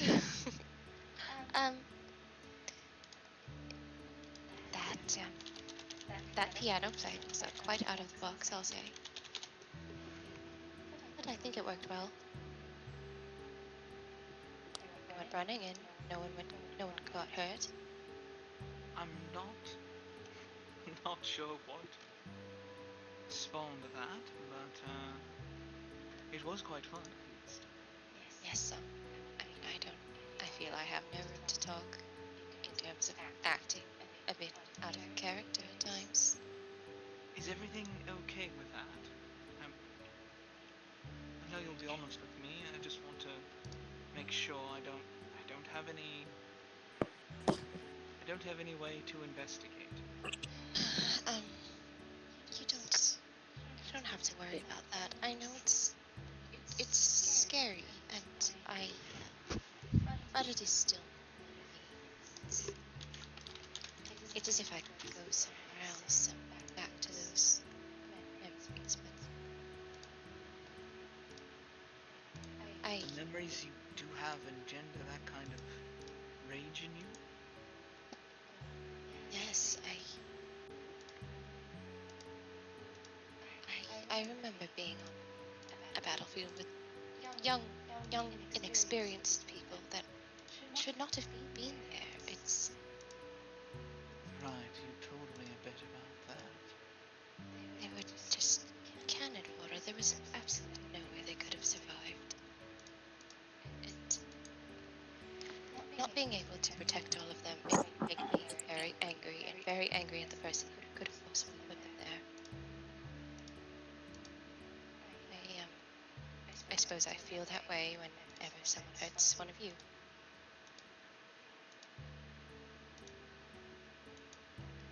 Yes, I am worried we are losing our objectivity and will be doing foolish things in our future combats to make sure he looks kind of unsure for a second. Our friends are hurt. I know, I would raise the earth if anything happened to Dory. I've said so before.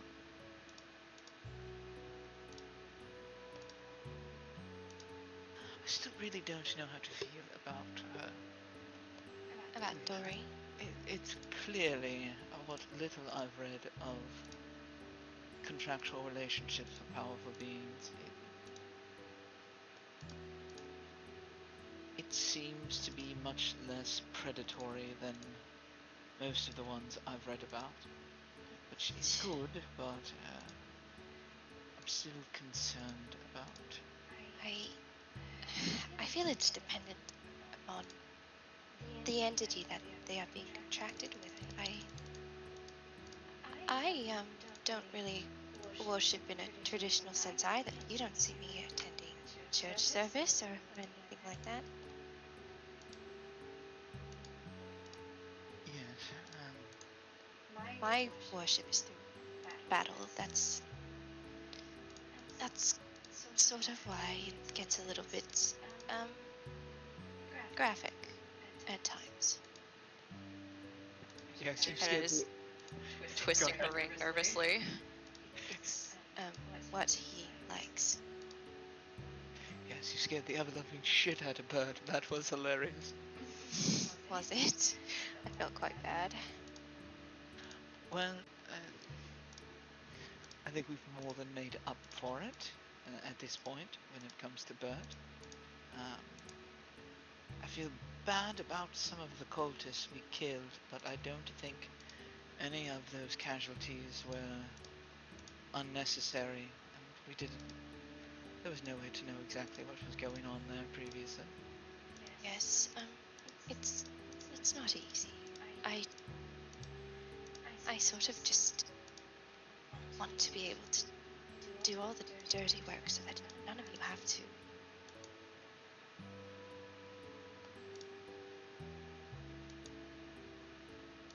I understand the feeling, but coddling us won't help us in the long run. I don't think it's coddling, is it? He looks at you as like, you have a very lovely, overprotective nature, and I'd say it's just protective enough. I very much love that aspect of you, but it can be detrimental sometimes. I can't think of any scenario where it has thus far, except in this moment where you're beating yourself up for it. I think you need to do it all alone. At the very least, let me shoulder some of the dirty work, alright? I suppose. As long as you're not throwing yourself in danger, that's exactly what I don't want to happen. I'm made of metal, Zarius.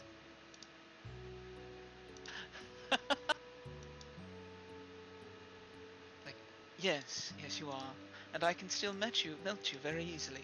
Now, kisses you on the forehead. Unfair. She's smiling. That being said, I have received a very powerful spell book from Kadroth, and I have some paper and ink left, and I begin scribing spells tonight. But I have a much clearer path to power at this point than I did previously. Well, that's wonderful. At least his legacy can be used for something good.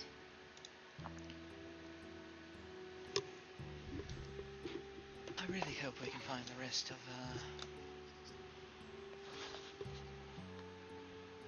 the cultists and get them some help.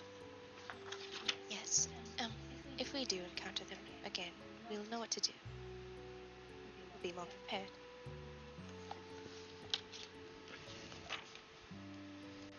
I suppose you'll be having a late night then?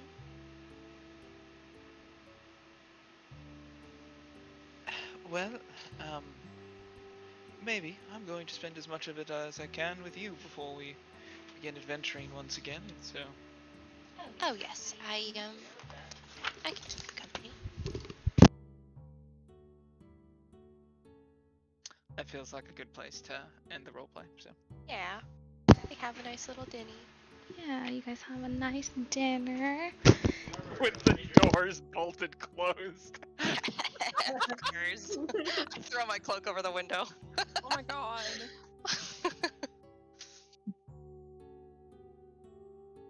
Give me just 1 second, guys. That was a fucking beautiful role play.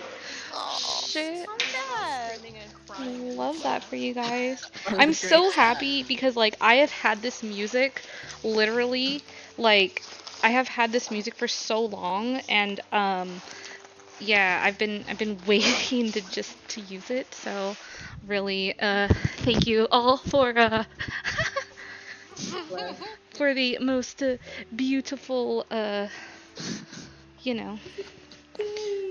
Yeah, this is fucking I'm looking great. over the chat right now. This is so Oh cute. god, it's the chat. Well, I know I have the urge to cry mid-fun. Stop. Yeah, you guys are probably not gonna make it to Bremen tonight. It's like 8:42, and I think Terpsy has to go by 9. I believe Terpsy, is that correct? Yes, that is correct. Okay, so yeah, if there's anything you guys would like to do left with the party situation, feel free to we can do that. We can you know, Dory yeah. would like to do something. Yes, Dory. Dory would like to talk to Terpsichore. Yes. Dory's gonna grab Terpsichore's hand and drag her over to this table up here and sit down in the dark corner and then give her a drink and then also have a drink.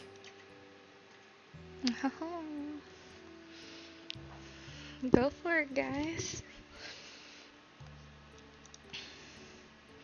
Terpsichore, Yes. how are you? I'm doing pretty well. I do want to know why you pulled me away from dancing. Oh, I feel like we don't really get to like talk that much sometimes, and I love dancing, and I wanted to ask you if I could dance with you after this. I also wanna.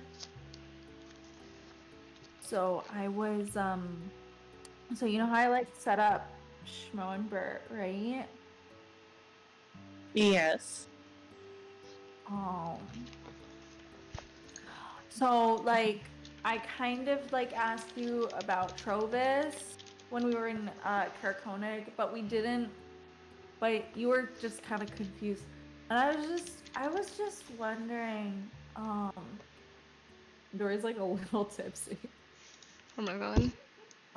I was just I was just like wondering, do you like anybody? So she gets like a little bit red real quick. She's like, "Sorry, we've been over this. I grew up in the temple. Like, obviously, I don't know that much about any Okay. romance." Well, what do you think romance is like? Because I feel like you still feel it, even if you don't know what it is exactly. What do you think it's like?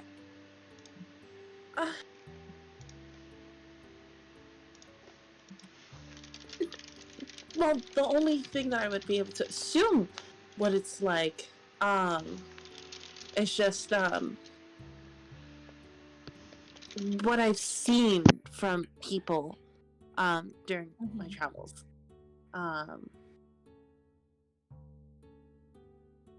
And it does seem something that's very nice, but I don't know. What do you mean you don't know?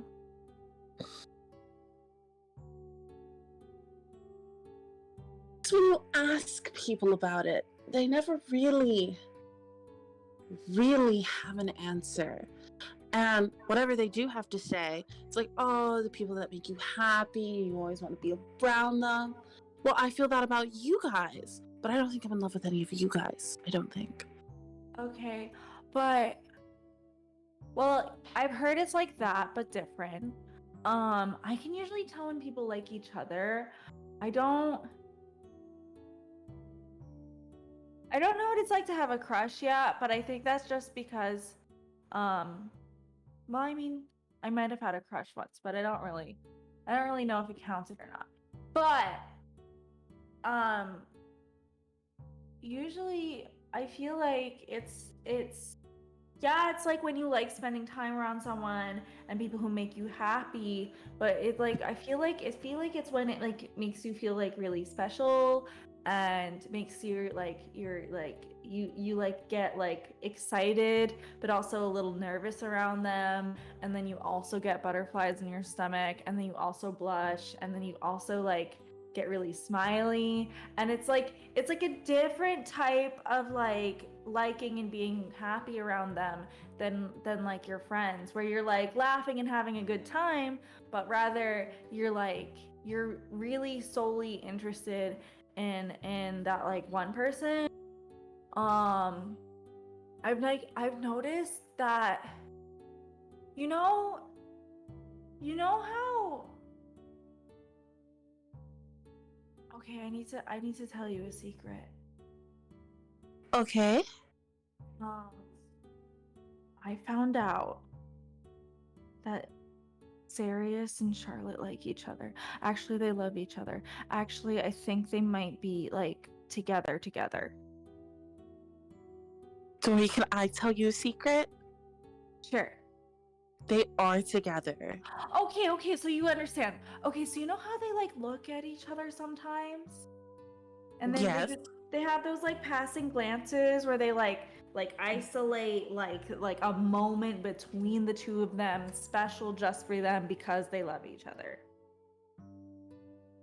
and trust each other and care very deeply about each other and get really blushy and excited and nervous around each other and lock each other in a room for an hour.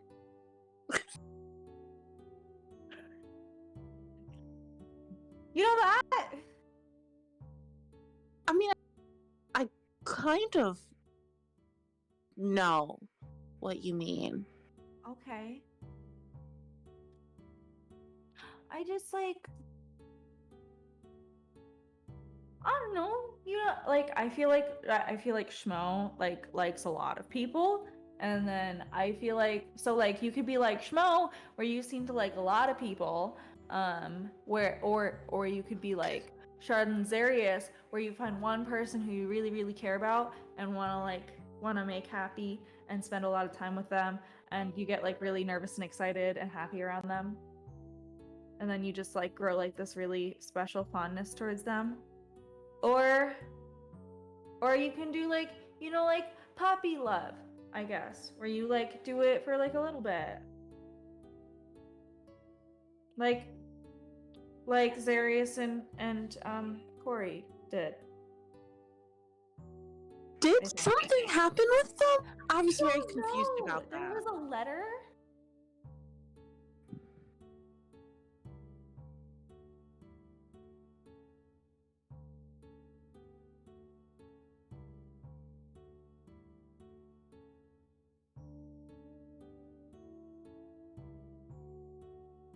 It was all very confusing.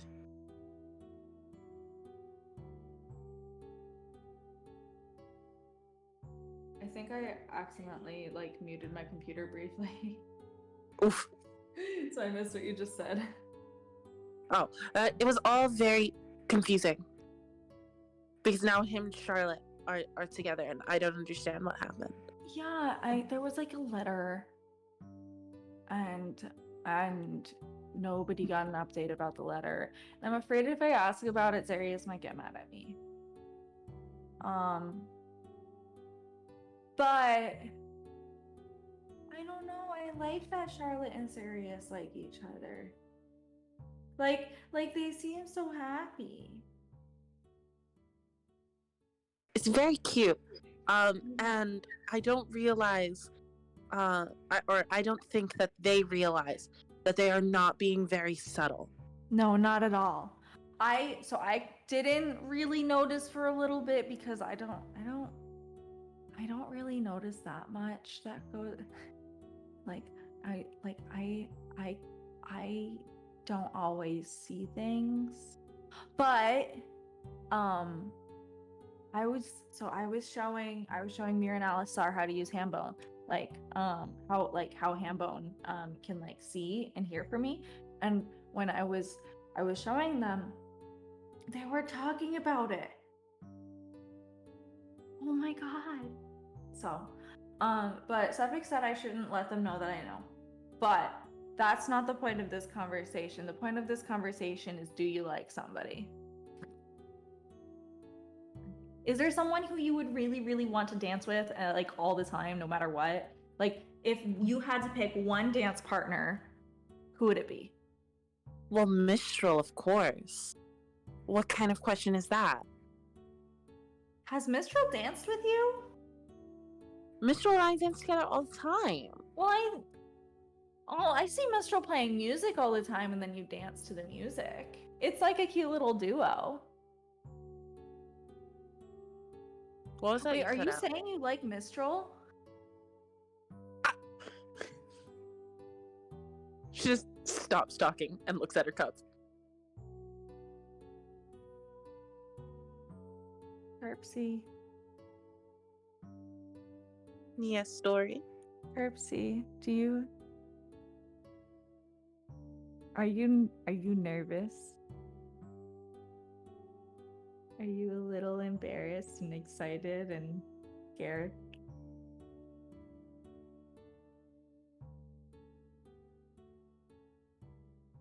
You're very good at prying into people, Doriel. I am, thank you.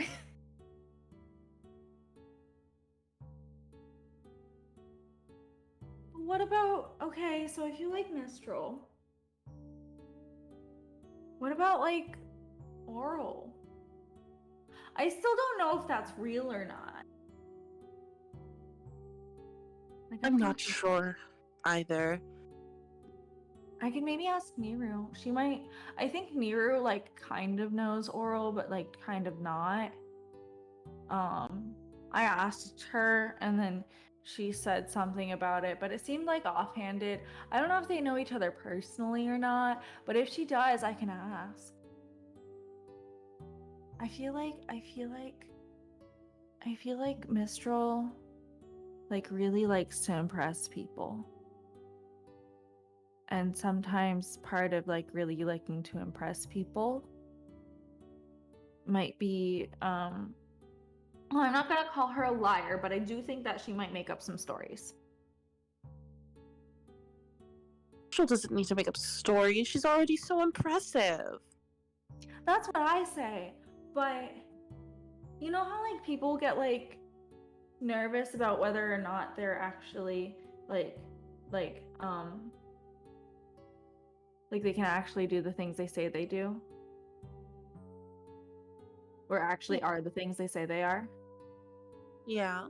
And then they just kind of like overdo it and they like exasperate their like their stories and their ideas, and they just like they get like so caught up in like the impressing people part that they forget to like, you know, she is really amazing already on her own. But you think she's like extra amazing. Okay, yes, I think she's extra amazing.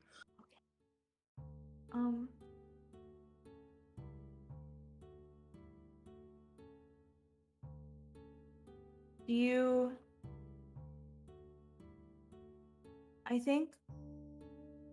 do you want me to like play the wingman thing that I do sometimes? Usually I just kind of do it because some people are just too nervous to do it themselves. But like I feel like you should ask her yourself. Oh, Tori, I don't know.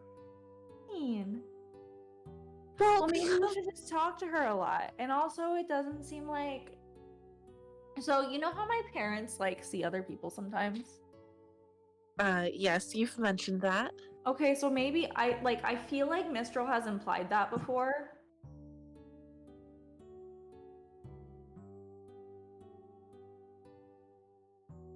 I feel like Mistral has like implied that she likes to see other people sometimes, but it doesn't seem like she like goes out of her way to do it. So maybe if you like go in and you talk to her, maybe you guys can have a date.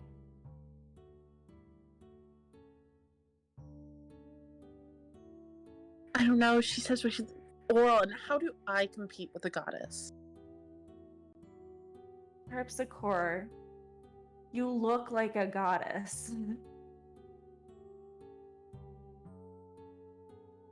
like you have this like beautiful flowing dress that I did make, but it looks so good. And then you just like you're like I thought you were a goddess when I first met you. Trovis thought you were a goddess when he first met you. A lot of people, like, honestly, you might as well be like a god of dance or something. And what's she to say? She could say no, and that would be so embarrassing. Why would it be embarrassing? Because this doesn't happen for me a lot. A lot? Does this happen before?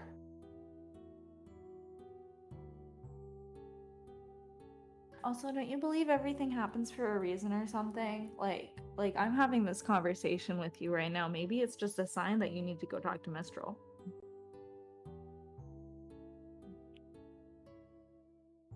But it's so nerve-wracking. Okay. But the best things in life are a little bit scary, right? Like I was really scared, and then I met all of you, and it's one of the best things that has ever happened to me. True.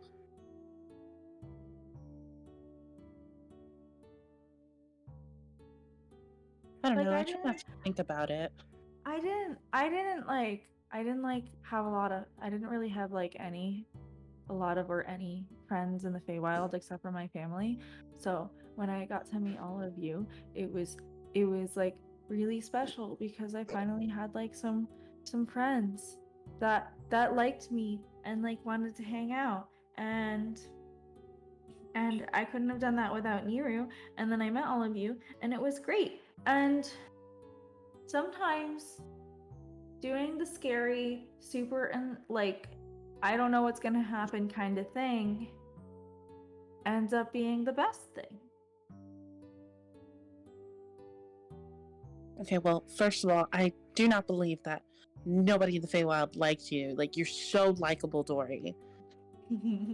Well, I mean, it was just kind of like, most of the time it was just me and my family until we went to parties. But whenever we went to parties, most people were too drunk to remember like who I was, what my name was afterwards. So we just kind of like went home, dealt with our hangovers, and then we like hung out with each other. So it was just kind of me and my family, like most of the time. Well, now you have this family, and we all love you very much. Smiles and nods, yeah. I love you guys too.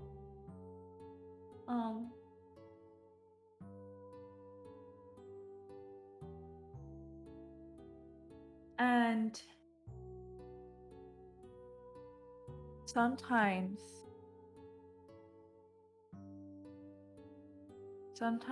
I think that I could make a wish from Nero. Which means I'm not actually making a wish, Dory whispered into the ring, to like go back home, because I think that would be the easiest way to go back home, but I don't know if it would work. And I also don't know if I want to go.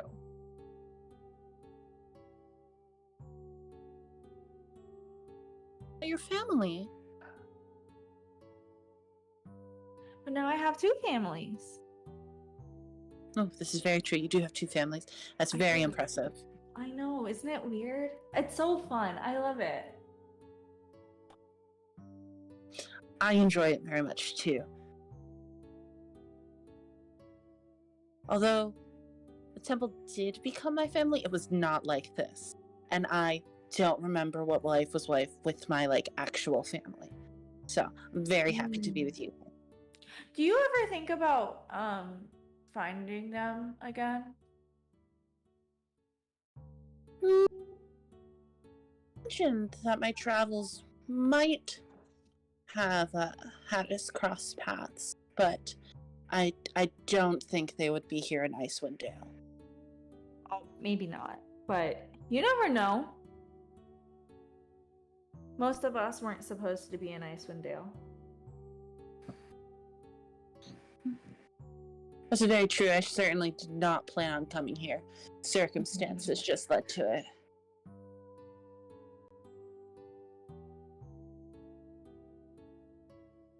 You know, but like you don't need to wait for things to cross your path. Sometimes you can like want things and then do them.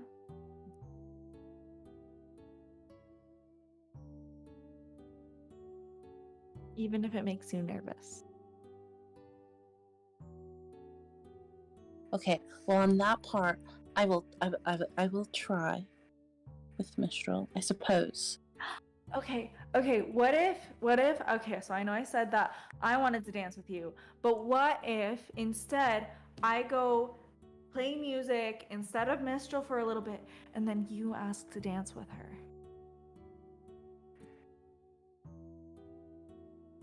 I'll let you do all the talking, I promise. I'll just say I want to play music.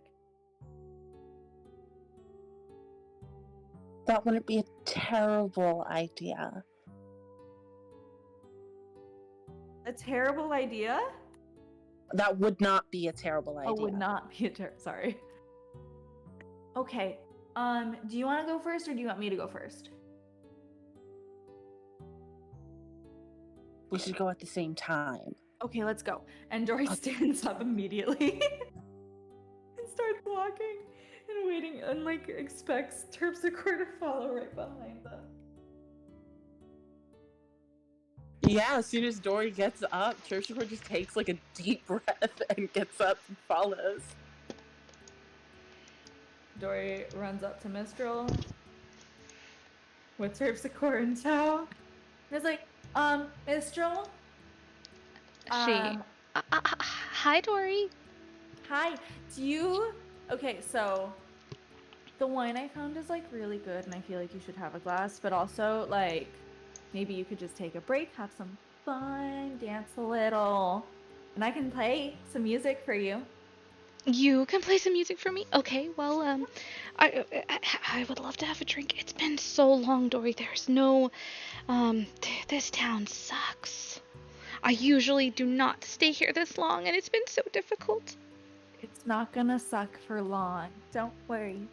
Okay, I trust you because we're friends. Yeah, we're friends. Why would I ever lie to you? Do you want to do you want to use my lyre, or do you have your own instruments? What? No, I have my pan flute and my dulcimer. Which one do you think I should use? Oh my gosh. Well, I quite like them both. What are you feeling in the mood for right now? I kind of want to play my dulcimer. Yeah, let's do the dulcimer then. Okay. And Dory sits down on top of the table, like cross-legged, like fully on top of the table, and like puts the dulcimer in their lap, and then they start playing. Bing, bing, bing. Hey, hi, Terpsy. Hello, Draw. Have you I guess Dory's given us a break because we've been working so hard, just breaking our backs, dancing and playing. We should oh, no one is manning the bar. We should definitely take advantage of this and get some drinks. Yes, absolutely. Get some drinks. And Mistral, would you like to dance with me? She like gasps and like places her hands on her chest dramatically. You would want me to dance with you? Yes, of course. Well, I don't know if I could keep up. Your moves are so graceful and you're I'm really much better at playing, but I suppose I could try my best to dance. I promise I will try not to step on your feet. Don't worry, Mistral. I think you're going to be amazing. Amazing? You think I'm gonna be amazing? She like gets very excited. She like puts her hands up to her face, like on her cheeks, and she kind of like wiggles in excitement as you like compliment her. Well, okay, let's get some drinks, and then we can dance. And she looks very like determined. She kind of reaches her hand out to you. Of course, she takes it very excitedly. She like excitedly like pulls you up to the bar. Okay, sit here. I've got this. I've manned the bar a couple of times at the hook, line, and sinker. Glenn didn't think I did a good job, but I know I did a great job. And she like kind of hops over the counter, her like very tall muscular self. Like let's see if she does that gracefully or not. I should use Mistral dice and not the DM dice, huh? Not trying to set her up for failure here. All right. Oh my god. That's a nat 1. She places her hand on the counter and she goes to just kind of like throw herself over the countertop as gracefully as possible. And as she has her hand on the counter and her legs start to go over, she catches her eyes locking with yours, and you see a rose-tinted hue spread across her face as she immediately falls to the floor with a loud thud. Mistral disappearing behind the counter completely on the floor. As she quickly levitates up with a now tomato red face, which is usually blue, and she's levitating, which I think you guys may or may not have seen her do before. I'm not sure. You see the air kind of flowing through her hair, and she's floating off the ground, and she's kind of scratching her head sheepishly as she looks over to you.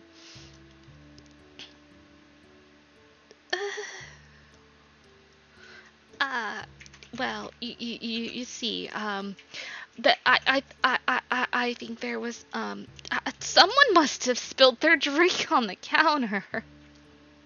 Of course. That's never happened to me before.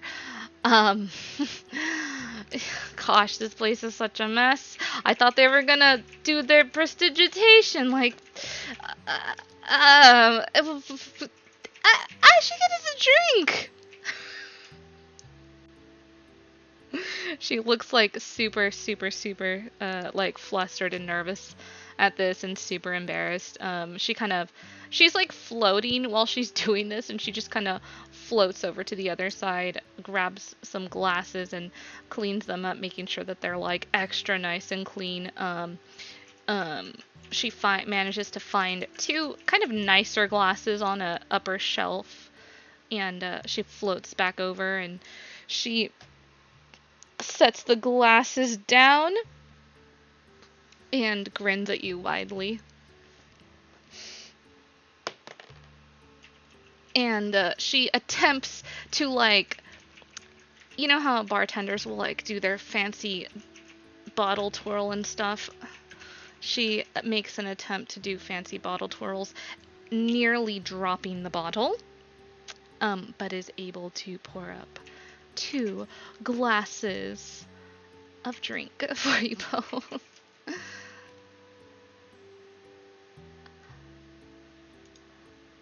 She just starts drinking it kind of quickly.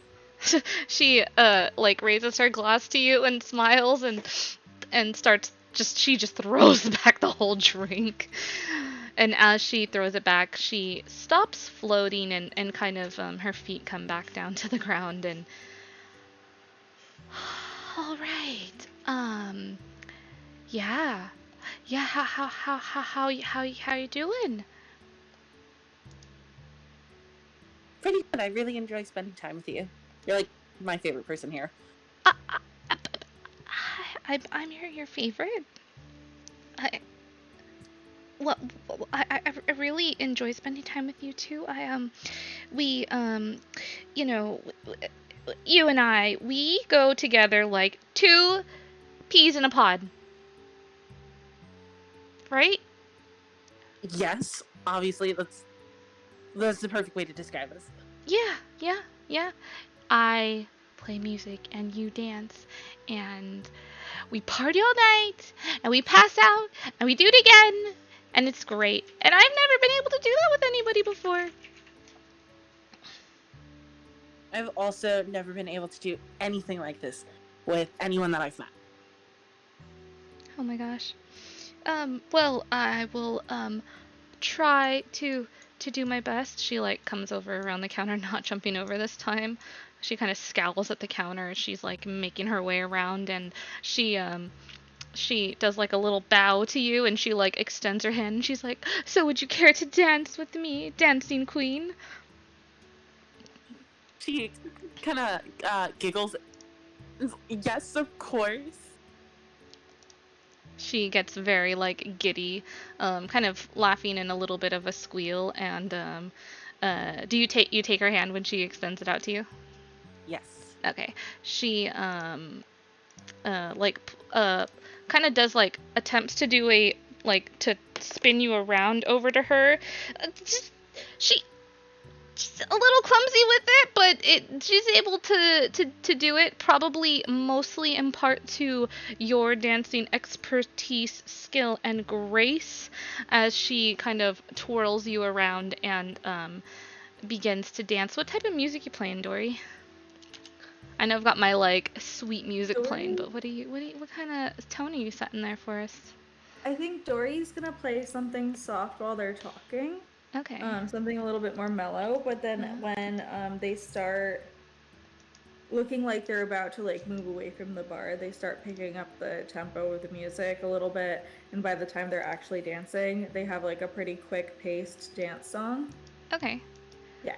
So, she starts to try to like move to the beat of this up-paced, man, she keeps rolling sixes to this upbeat music that Dory's playing. And her dance moves are very awkward. You've seen her dance, I think, once before, and it was pretty good. Her dance skills tonight are not quite as good as they usually are. She keeps like she'll while she's dancing with you, she will kind of lock eyes with you, turn like a tomato and like kind of glance away nervously and then look back over you and smile. Go ahead and roll me a performance check for your dance moves, Terpsy. Yes, ma'am.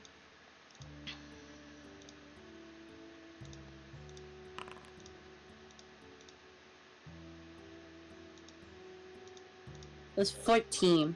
All right. Your dance moves much better than Mistral's here tonight. Able to move around with ease and grace as you both kind of grace the dance floor. Your kind of skill in dancing is greatly is kind of really helping with the situation of both of your dance tonight. Like,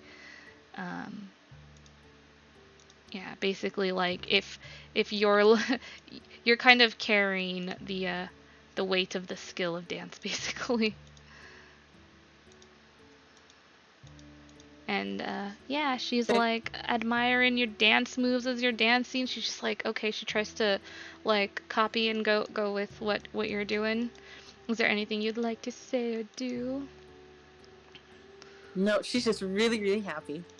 Like she's normally happy, Yeah. but now she's like really happy. Like grinning ear to ear. Yes. All right. So these two ladies dance the night away, grinning ear to ear. Mistral very clumsy. Terpsy with the utmost of grace.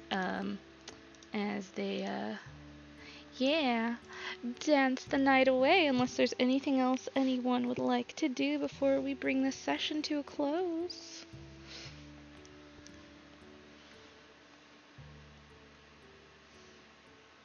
I love this party.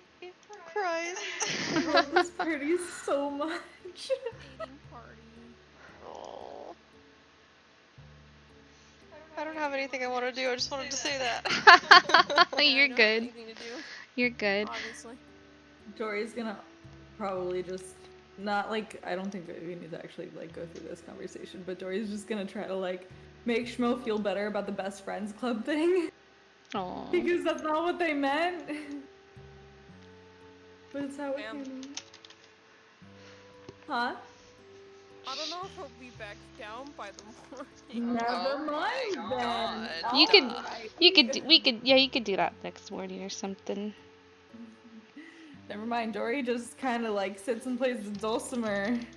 It's like, God, I worked so hard. In the morning, it's okay.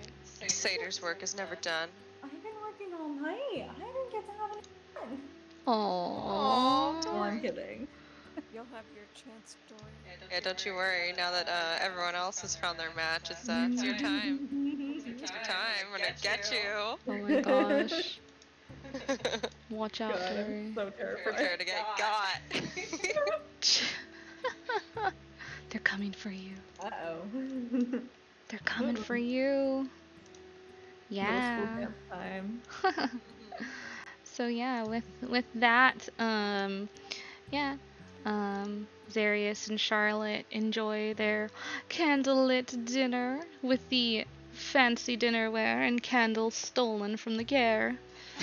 The very well made dishes that he whipped up with love and care. Schmo and Bert enjoy an evening upstairs of awkward laughs and so on and such, and Terpsy and Mistral dance the night away. And before the night comes to an end, Mistral leans into Terpsy as they're dancing and whispers to Terpsichore, Tori was right. I usually hate this town, but it's been so much better with having not only everyone else here, but and particularly you, Terpsy. Mistral, if you weren't here, I think I would have tried to leave the town a lot sooner. You were right, it's very boring. I usually only stay here for one night in this place and then I leave and I don't talk to anybody because everyone here sucks. Like the people of this town. Yeah, they really, really do suck. It's terrible. I'll show you the other towns. They're so much better.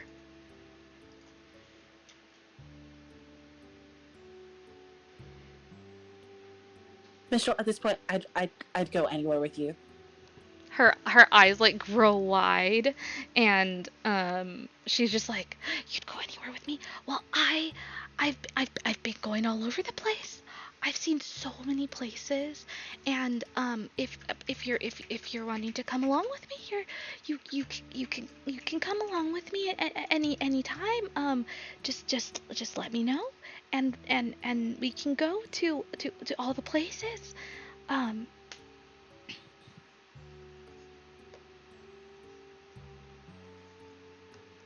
That is the best thing anyone has ever said to me. Oh my god, Terpsy! And she like goes and squeezes you really tight, giving you a hug. If you let her. Yes. And she like picks you up off the ground as she hugs you, and she like spins you around like many times, and she's like nuzzling her face into your cheek, and she's just like squealing like happily.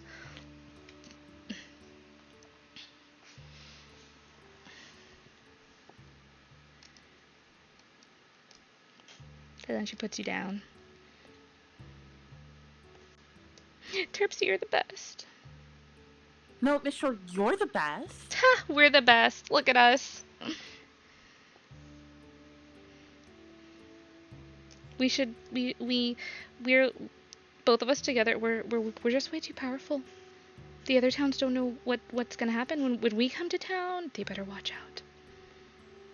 Because we're gonna bring a good time, and if anyone messes with us, we're both so powerful, they're not gonna know what hit them. Oh yeah. We will suggest them to leave town. And she kind of grins at you.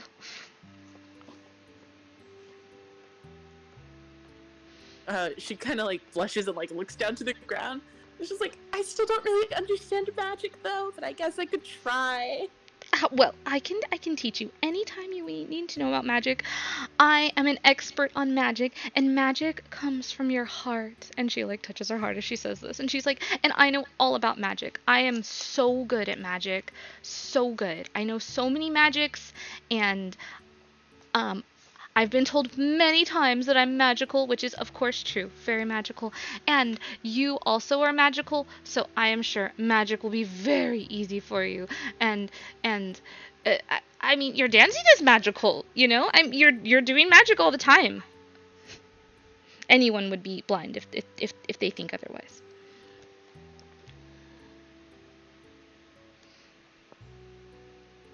You think my dancing's magical? Oh yes, your dancing is so magical. You most definitely captivate the eyes and the hearts of the onlookers who gaze upon your most glorious and graceful dance. It's almost as if you have them enthralled.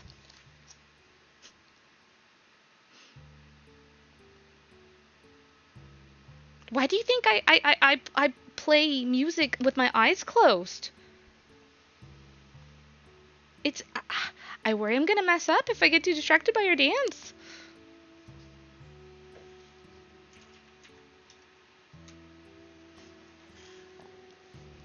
So I don't know what to say to that. Well, it is a testament to your to just how magical your dance is. You got to take my word for it. I suppose I just do have to take your word for it. And she like grins widely at you.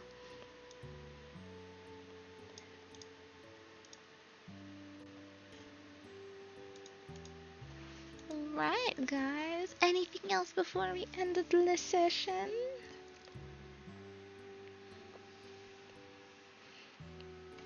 Oh my god. I want them to kiss so bad. Oh my gosh!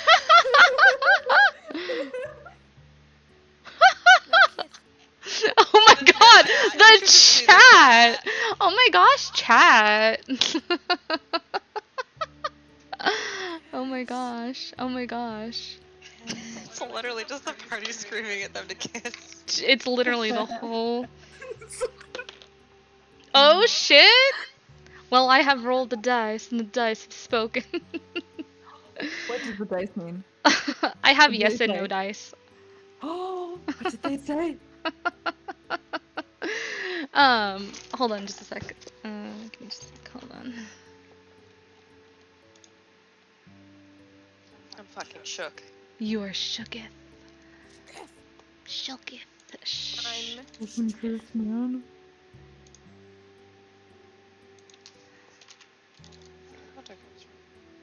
You are shooketh.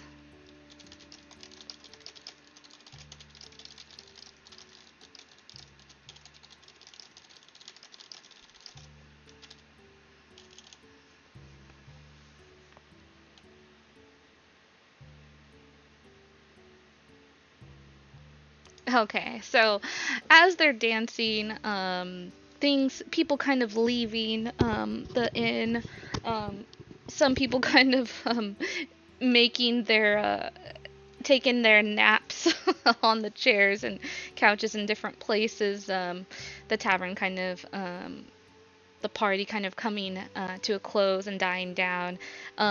Mistral kind of looks around and then looks at Terpsichore, and she leans in and kisses her quickly on the cheek with a deep, deep crimson blush on her face, and then covers her mouth, and she's like, "Tipsy, I'm sorry, just what hi," and she's just like, she seems like lost for words, basically. Terpsy gets on her tippy toes and kisses Mistral on the cheek.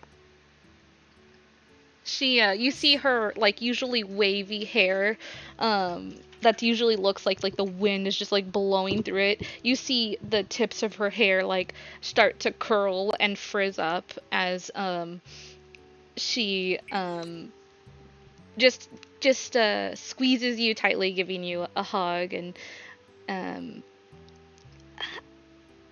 well, it just it just felt right, you know, right? Yeah. Yeah, it did. Okay. Yeah. Good. Yeah. Yeah.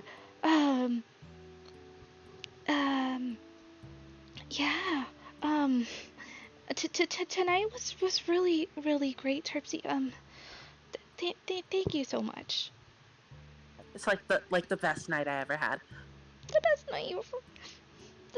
This is like the best night I've ever had too. It's been so nice. And she kind of just like there's like a little fireplace and like a couch, and she just like takes you, like, guides you over to the fireplace and couch to just like sit down, and like probably you guys just pass out there, whatever. Yeah, probably. Yeah. Fucking big blue sprawled out Dumbard and graceful dancing Yuan-Ti pass out. Dory's the last one to sleep. Aww. Little Dory watched it all go down. Dory's seen it. Dory sees everything. Dory's like, a job well done. Oh my god. And as you think that to yourself, Dory, you hear a little chuckle, a familiar chuckle in your ears. Dory like grins to themselves, and they're like,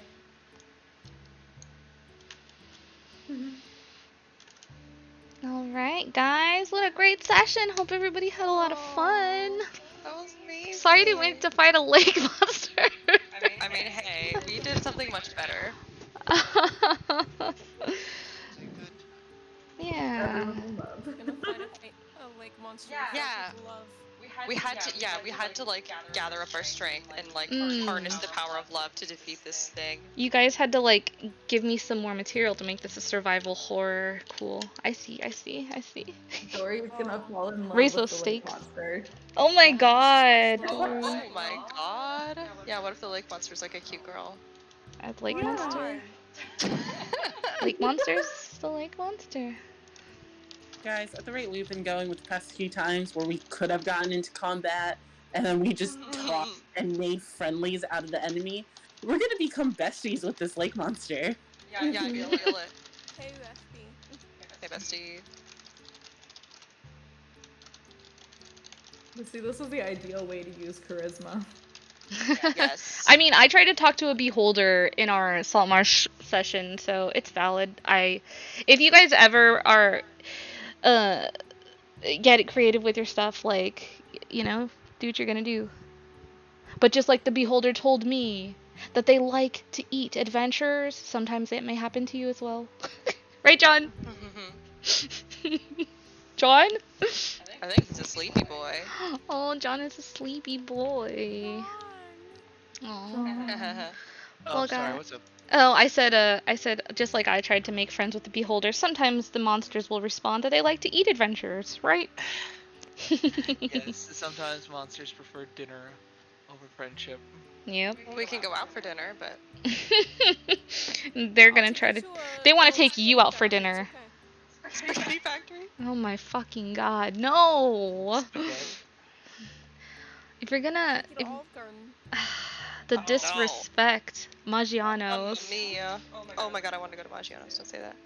We can go tomorrow. I'm trying to go to Maggiano's. Yeah. You trying to go to Maggiano's? You trying to Yes. Mamma Mia tomorrow? Yeah, let's Mamma Mia. Let's Mamma get a lemon drop and Mia. some yummy food. Here Yeah. we go again. How could I resist? Yeah. I also love that Dory keeps collecting parents. Oh my god. I'm Yeah. at 3 sets, like full sets of parents now. Yeah. Jesus. Yeah, but yeah, like, thanks guys for the awesome session. Y'all are awesome, and I feel really blessed to have y'all as players in my campaign here. And I love this party. I love this campaign. So great. yeah, I have got lots of preparation to do for the lake monster, and that town.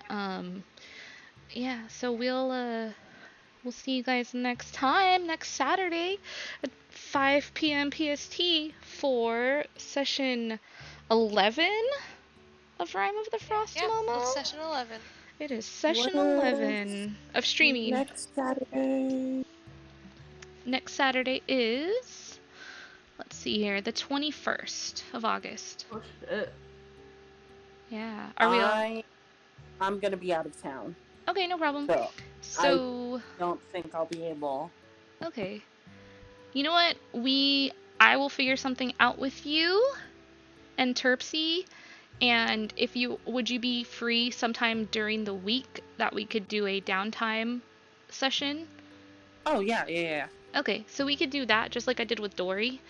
How Dory went into the ring and all that. So we'll do something like that. I'll throw some ideas together. We could have a Terpsy special. Ooh, love And then on the 28th of August, we will not be having a session on that Saturday. So just as a heads up, I have to work a trade show. I think Dory has something, or Halgel has something going on too. Yeah. On the what? On the 28th. 28th. I think don't there was remember. like. Oh, I thought there was something where you said the weekend of the 27th that you had something going on, but Let me double check. My mind has like blinked on my schedule recently, so. You're good. But yeah, either way, I will be working literally all day on Saturday, so I won't be able to do anything. I will be working all day Friday and all day Saturday, and when I say all day, I mean all day from morning to night. We'll probably be getting home very late at night on that Saturday, unfortunately, but it is what it is. Gotta get that money. No birthday. Last week. I know. I feel you. Yeah, it's I'm all good. sorry. No, it's all good. We'll take a little break though. And we will be back on September 4th. So, see you next Saturday on the 21st at 5 p.m. Tomorrow morning for Goblins at 8 a.m. Pacific time. And hopefully on Thursday for the final session of Birthday One Shot. Allegedly. Allegedly. Yeah. Allegedly. You guys just got the floor too. How many floors are there? Asking for Out friend. of. John, you thought you were gonna run out of content for this one shot? You could just make floor 3 be the final floor, my guy. There's only 2 floors in a boss fight, basically. So. Oh, so we just got a boss fight. Okay, we're good. We got this, John. We got this. So yeah, that's what we got going on, and there will be some cozy streams here and there throughout the week. Thank you all for watching, and thank you all players for coming today, and we will see you next time. Oh, actually, one last announcement. We have reached our goal for streamer musical character sheets, so that will happen sometime. Oh, fuck. Please look forward to it. Fuck. Happens during combat. No. I use a wizard. No, please look forward to it. It will happen at some undisclosed time. I ask you to just trust me as your DM, please. It will be a great time. Everything I will be trust fine. you. Everything will be Oh, fine. me too. But it'll be a fun I time. just think it'd be funny if it happened during combat. Oh, Jesus. Smells like, where's my muscles? What happened? Uh-oh. So yeah. We'll close up and have a good night, everyone. Thank you. Bye. Alright, make it. Oh, we should do a raid. Actually, hold up. We should do a raid. Who we raiding? Let's do raid. Who we got? Who do we got? Let's do this. We will go ahead and do a raid. And then we will, yeah, head on over there. And we'll do that. And we'll see you all next time. Bye. Utopia.